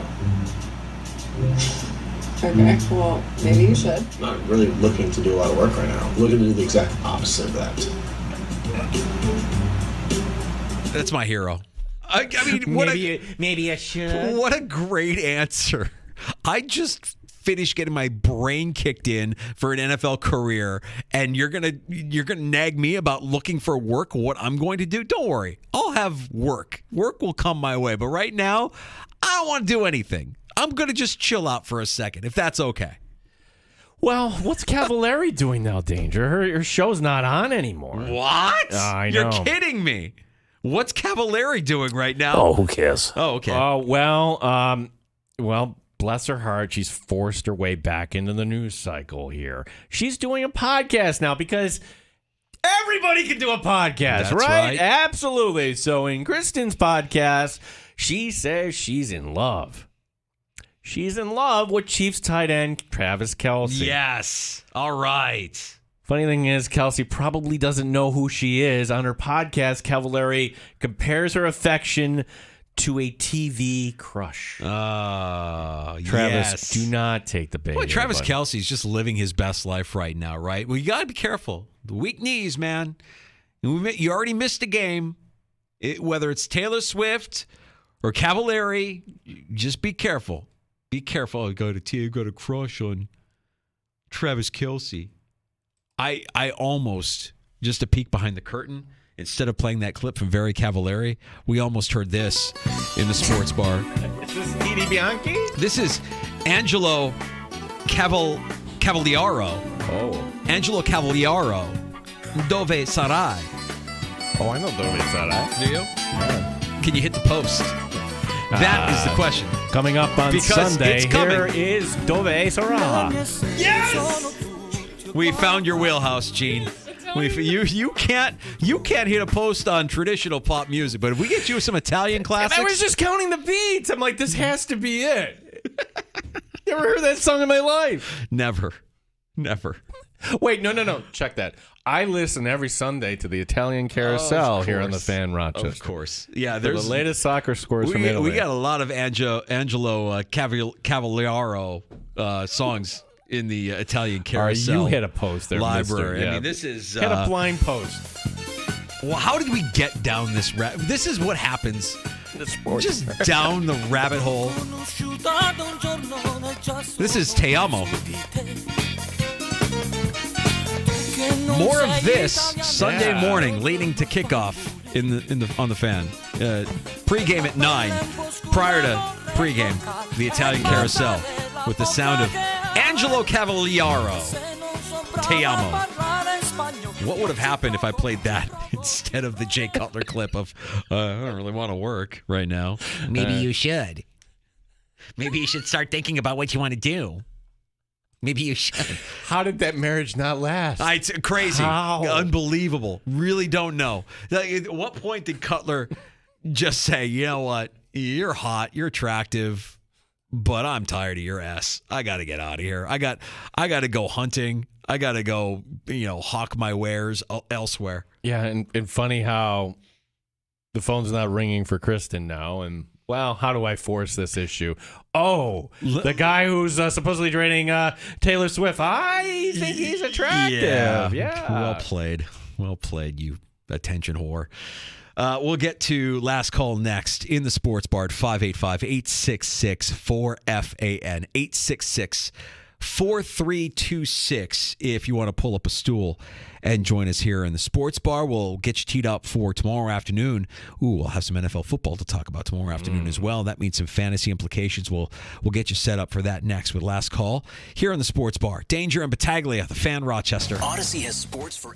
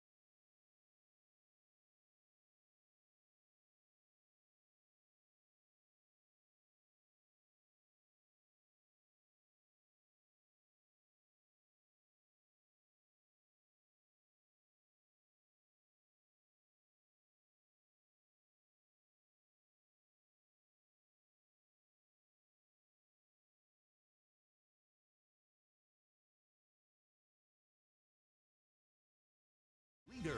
95.7 FM and AM 950, The Fan, Rochester.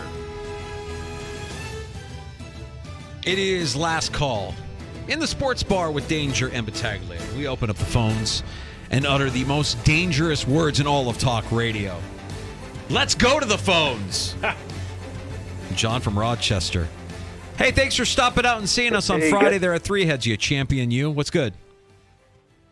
It's a lot of fun.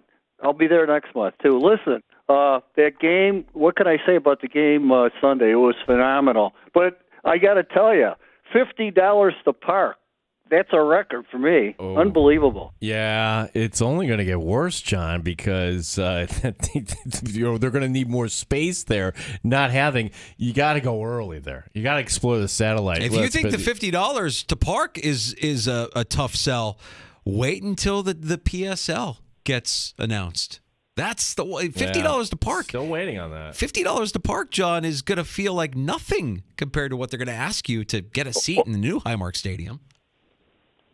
Well, I hear the range is going to be for the seat licenses anywhere from 500 to 14,000. Mm-hmm. So I'll probably be in the lower end. But hey, I saw your telecast Friday, the Batavia Honeywell Falls. You guys do a good job. Oh, but thanks. I'll tell you, Batavia got screwed on that interception that was called back for hitting the defenseless receiver. Man, oh man. Things we can't really do when we're on the actual telecast. You know, John, I got to say this because there is appreciate the call. And thank you, John. He's the best. Couple things. One, you got to be very careful when it comes to criticizing officials because there's an official shortage right That's now. Right. So they're doing their best. The fans, there were a couple calls in that game where the HFL fans were getting a little bit rowdy. Yes, so it kind of went both ways. That was a rivalry game. And also, the $50 a park, that doesn't go to the Buffalo Bills. It goes, maybe indirectly. It's Erie County. How did Erie County come up with all that money? I'm surprised it's not $75 or $100 to park, honestly. The call was a little bit. It was just a little. I'm not saying it was the wrong call. At that moment, where is the line to? And we got an explanation about it after the game because we were kind of perplexed, and I guess it's a new rule. Well, you got to when you're trying to tackle, you have to have your arms out in front of you, which you can't lead with your shoulder, is what they said. Correct, but if you're going for the interception, tough. I don't know. Yeah, it's a tough one. It's tough. Thanks for watching, John. Thanks for listening. We appreciate you as always. Tomorrow, we get back into fantasy football mode with our buddy Andy Behrens from Yahoo Fantasy. He stops by 3:25. We love when Andy Behrens from Yahoo Fantasy gives us his latest, his insights, and it's been a busy week in fantasy football. Injuries, of course, playing a big role in a lot of decisions being made on the waiver wire yesterday. Hopefully you woke up today to some presents underneath your tree. And Andy helps us dissect who to sit, who to start as we prepare for Week 3 in the NFL. His usual Thursday afternoon, 3:25. Visit Andy Behrens from Yahoo Fantasy. If you missed any of this afternoon's show, we've got it for you in podcast form. Wherever you get your shows, just search out the Sports Bar. You can find our conversation with Sal Capaccio.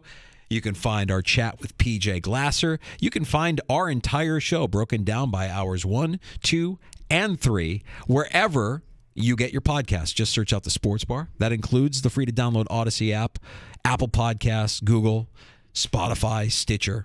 Literally anywhere you get your shows, the Sports Bar is there for you. If you came in late or if you missed any of it, don't forget about Rewind inside the free-to-download Odyssey app as well. If you don't want to listen to the podcast, you can just go into the show and go back and listen to any part of the show that you may have missed. It's like a DVR on your phone, except it's not video, it's audio. And of course, the video stream as well. We appreciate you watching at The Fan Rochester on YouTube and Twitch. Zach Gelb next on The Fan. Odyssey has sports for every fan. Keep up with your